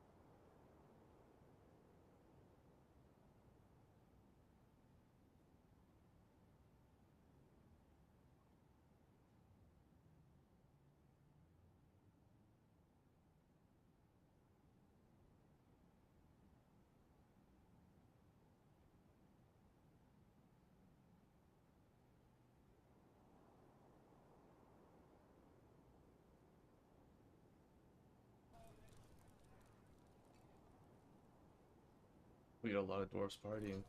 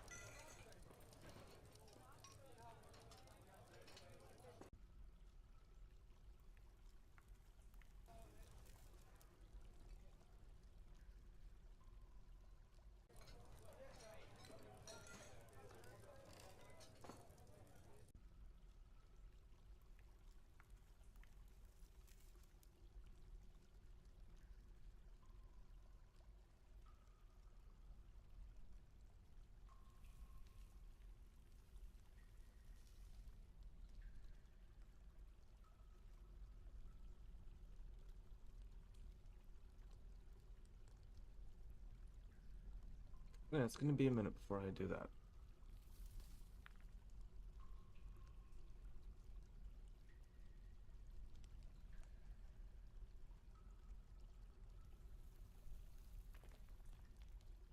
Oh, and Nish Etargashud, the Swordmaster, has bestowed the name Gethzeg upon a steel buckler, which translates to past tattoo. Cool.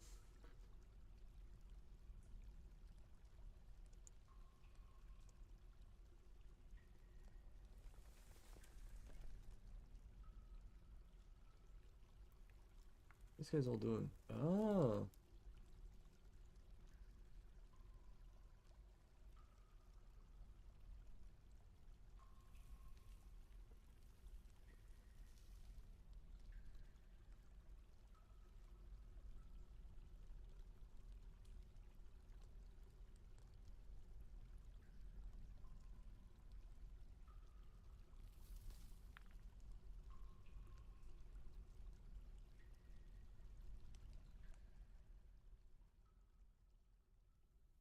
Ooh. Tattoos has already begun his mysterious construction, eh? What are you working with here? This keeps muttering, Sodondin. 2 stacks of microline. Microline! They get cut chrysolite for praises, round carnelian cabochons, emerald cut brown jaspers, kumquat wood logs, tapered baguette cut brown. I don't know, jaspers, I'm assuming. Maybe spider silk cloth and point cut brown jaspers.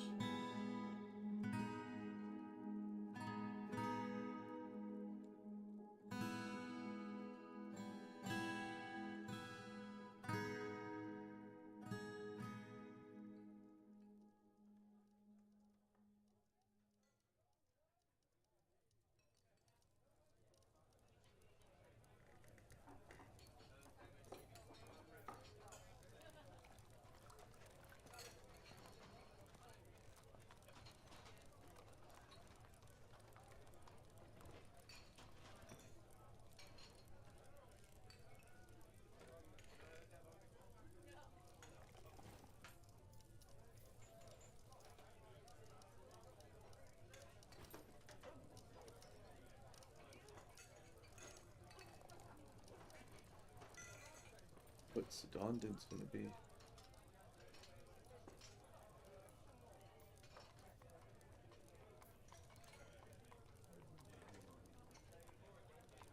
Oh, quick cross rank a little much. Ease up, boy.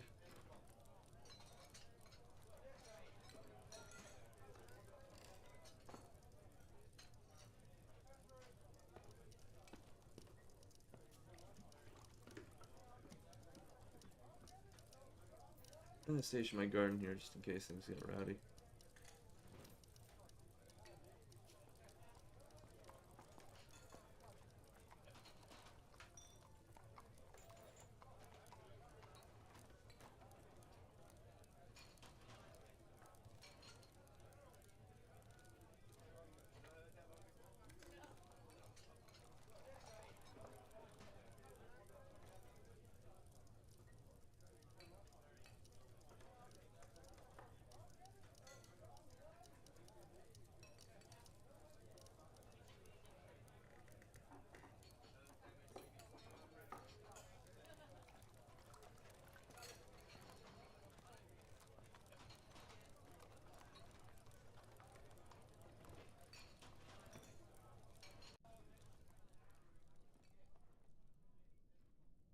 Look, y'all can party, but I don't want no fistfights breaking out.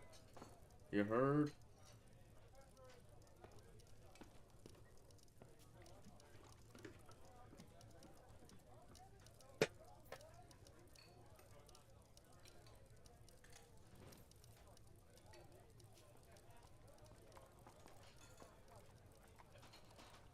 Get Kadal.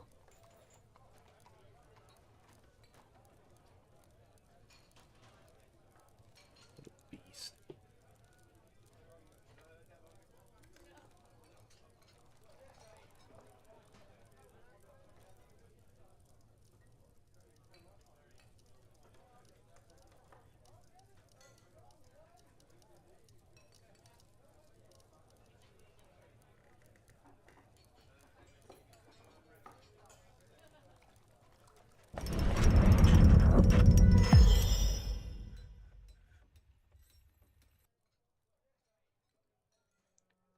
Alright, a Tis Lamartine that the Stonecrafter has created Sodondin, a microline earring. He offers it to the merchants of guilds. Okay, well, let's look at this. Let's look at this. Misty Faded. This is a microline earring. All craft worship is of the highest quality. It is encrusted with cushioned microline cabochons and baguette-cut brown jaspers, and encircled with bands of rectangular microline cabochons and cave spider silk. The object menaces with spikes of carnelian, kumquat wood, and brown jasper. On the item is an image of an eight-sided prism in cryopraise. On the item is an image of Grimbleach, the Cassitrite scepter in brown jasper. By the way, is Cole wearing his cape? He is. He's wearing his cape.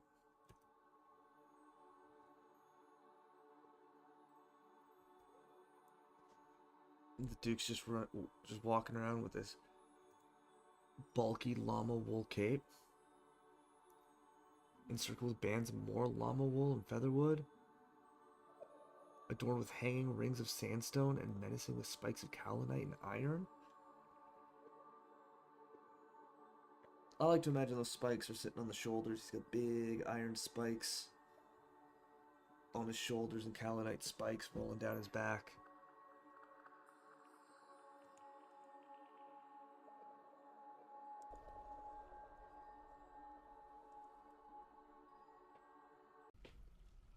Cole's hat drip. He's got a black bronze crown. He's got a cool scepter. He's got a turban. And he's got a big cape.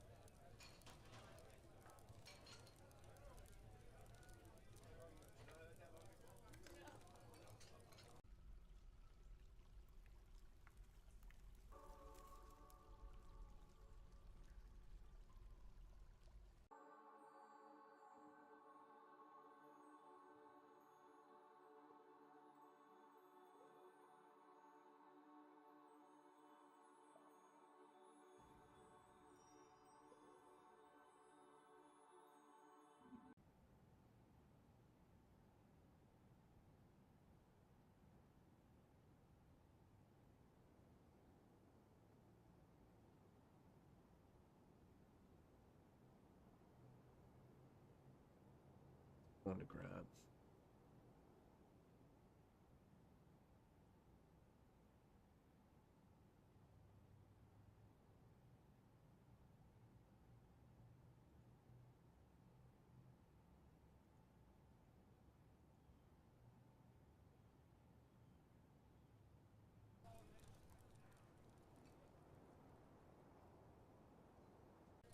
Yeah, we got people worshipping.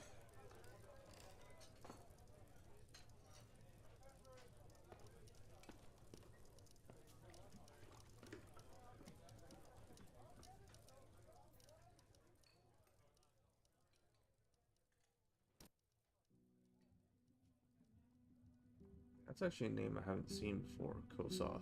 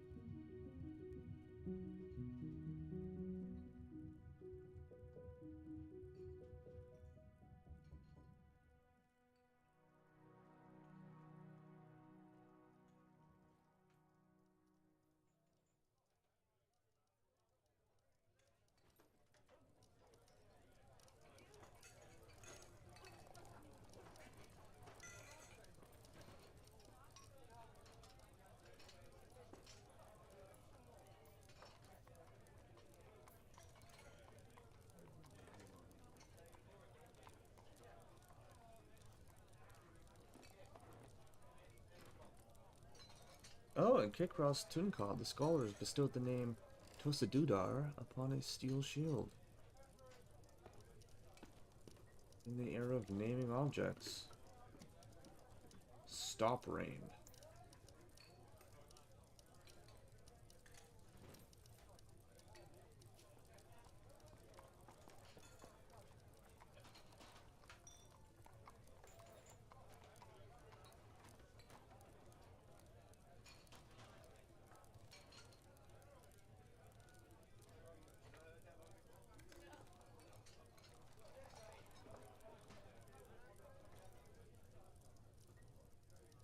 Year 5th of Obsidian. We were right at the edge. Year 15.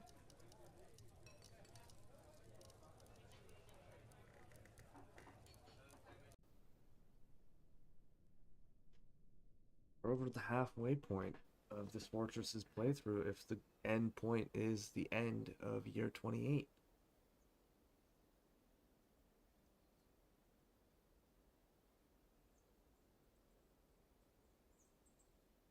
Which means I've got 13 years to fill this vault up.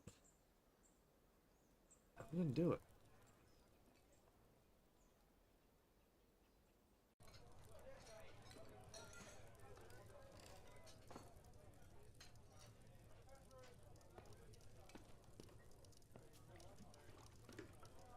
There's a lot of people starting to worship.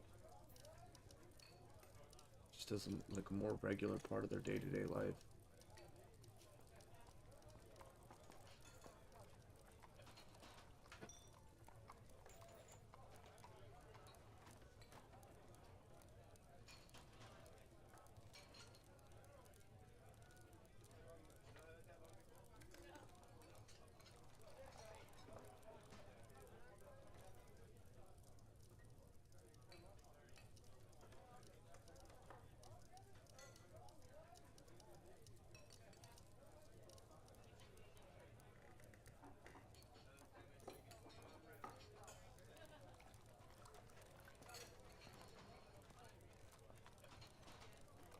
"27th of Obsidian." I'm seeing so many people worshiping. Gets me hyped. And there's a lot of people in the bar.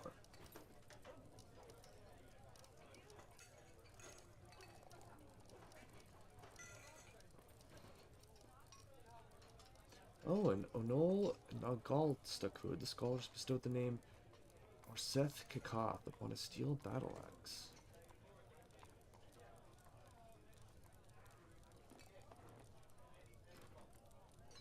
What does that mean?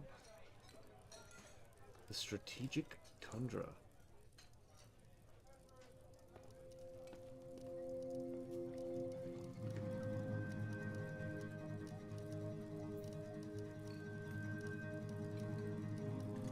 Oh, it's the 28th of Obsidian.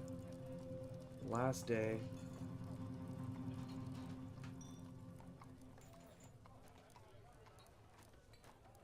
Might get some bone rings finished, maybe the bone scepters?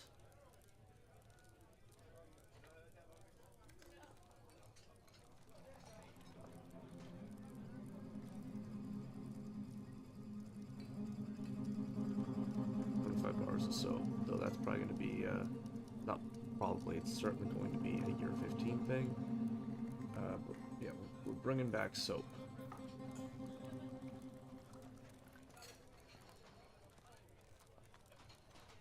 Oh, did I not set figurines?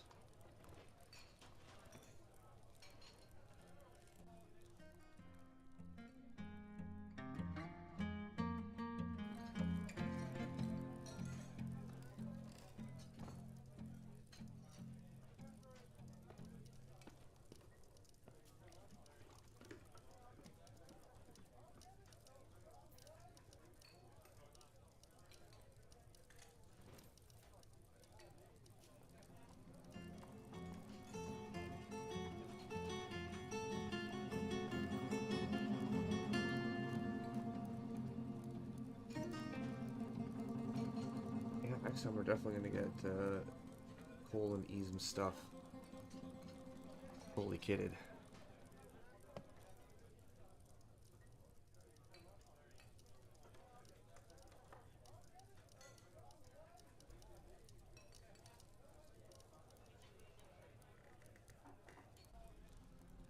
there you have it. There you have it. Oh no, Uvash. Poor kitty. Oh, kitty must have got drunk to death by accident. Cats can still do that. It's not as extreme as they used to, but they can still drink themselves to death.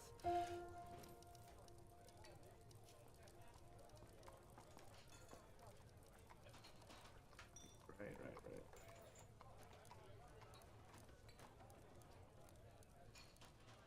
That's just a wasted process.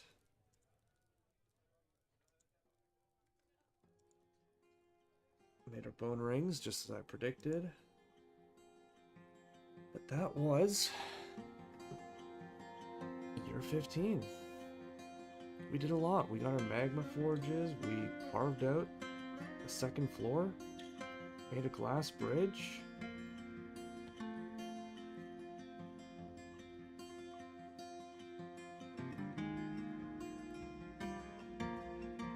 It's gonna look a little more symmetrical, in a sense. Yeah, we're gonna start filling this vault out. And who knows, maybe we'll create like a gauntlet traps for strangers to have to go through. So that way our money doesn't get stolen. But we will fill this vault up.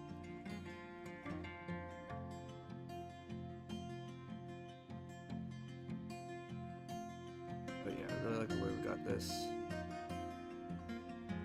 Going all the way down to here. I don't know what I'm going to use this triangular space for, but we'll figure something out. Got the vault.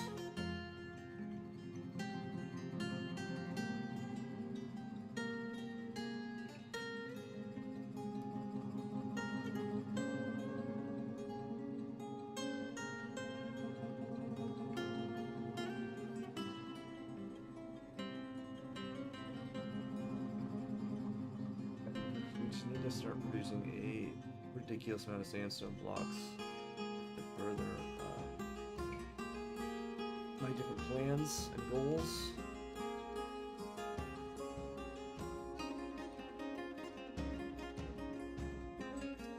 But you know, it's been a good ride so far.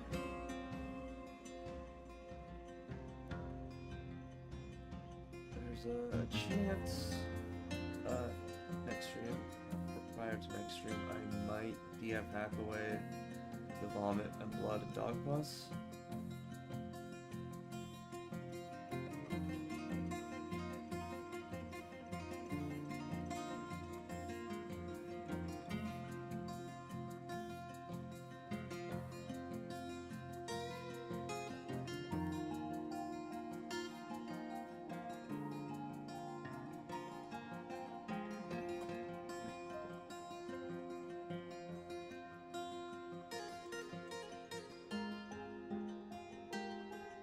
Some stuff that is simply unreachable due to the fires, the magma.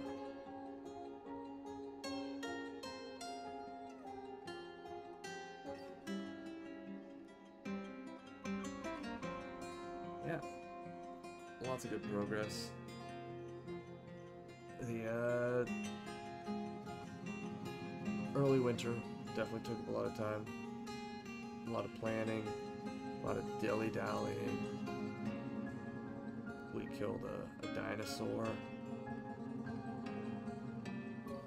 And you know, the rest of the winter was kind of business as usual. You know, nothing crazy went down, which I am not complaining about. So, since we're about to hit the 3-hour mark, let's do the thing. Let's save and return to the title menu.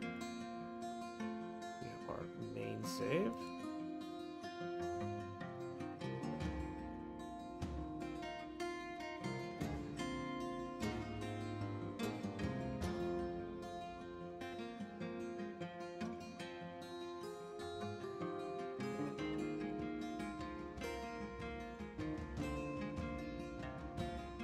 Alright, with that, I think we're just about ready to call it a night. So it was a good year though. good year across a few days. But yeah, that was Dwarf Fortress. Histories of jealousy and toil.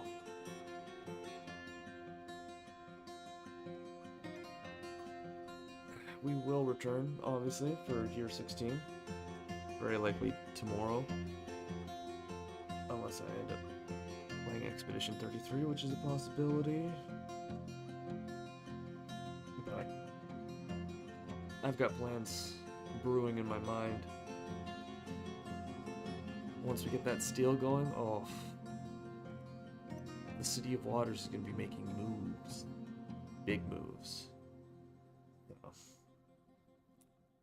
yeah. I'm hyped for what's to come, because we're going to fill that vault up with coin. We're going to dress up our dwarves. We're going to fortify the fortress. And we might start sending some troops out into the wilds and see what's what. But that is a tomorrow thing. Today's come to an end.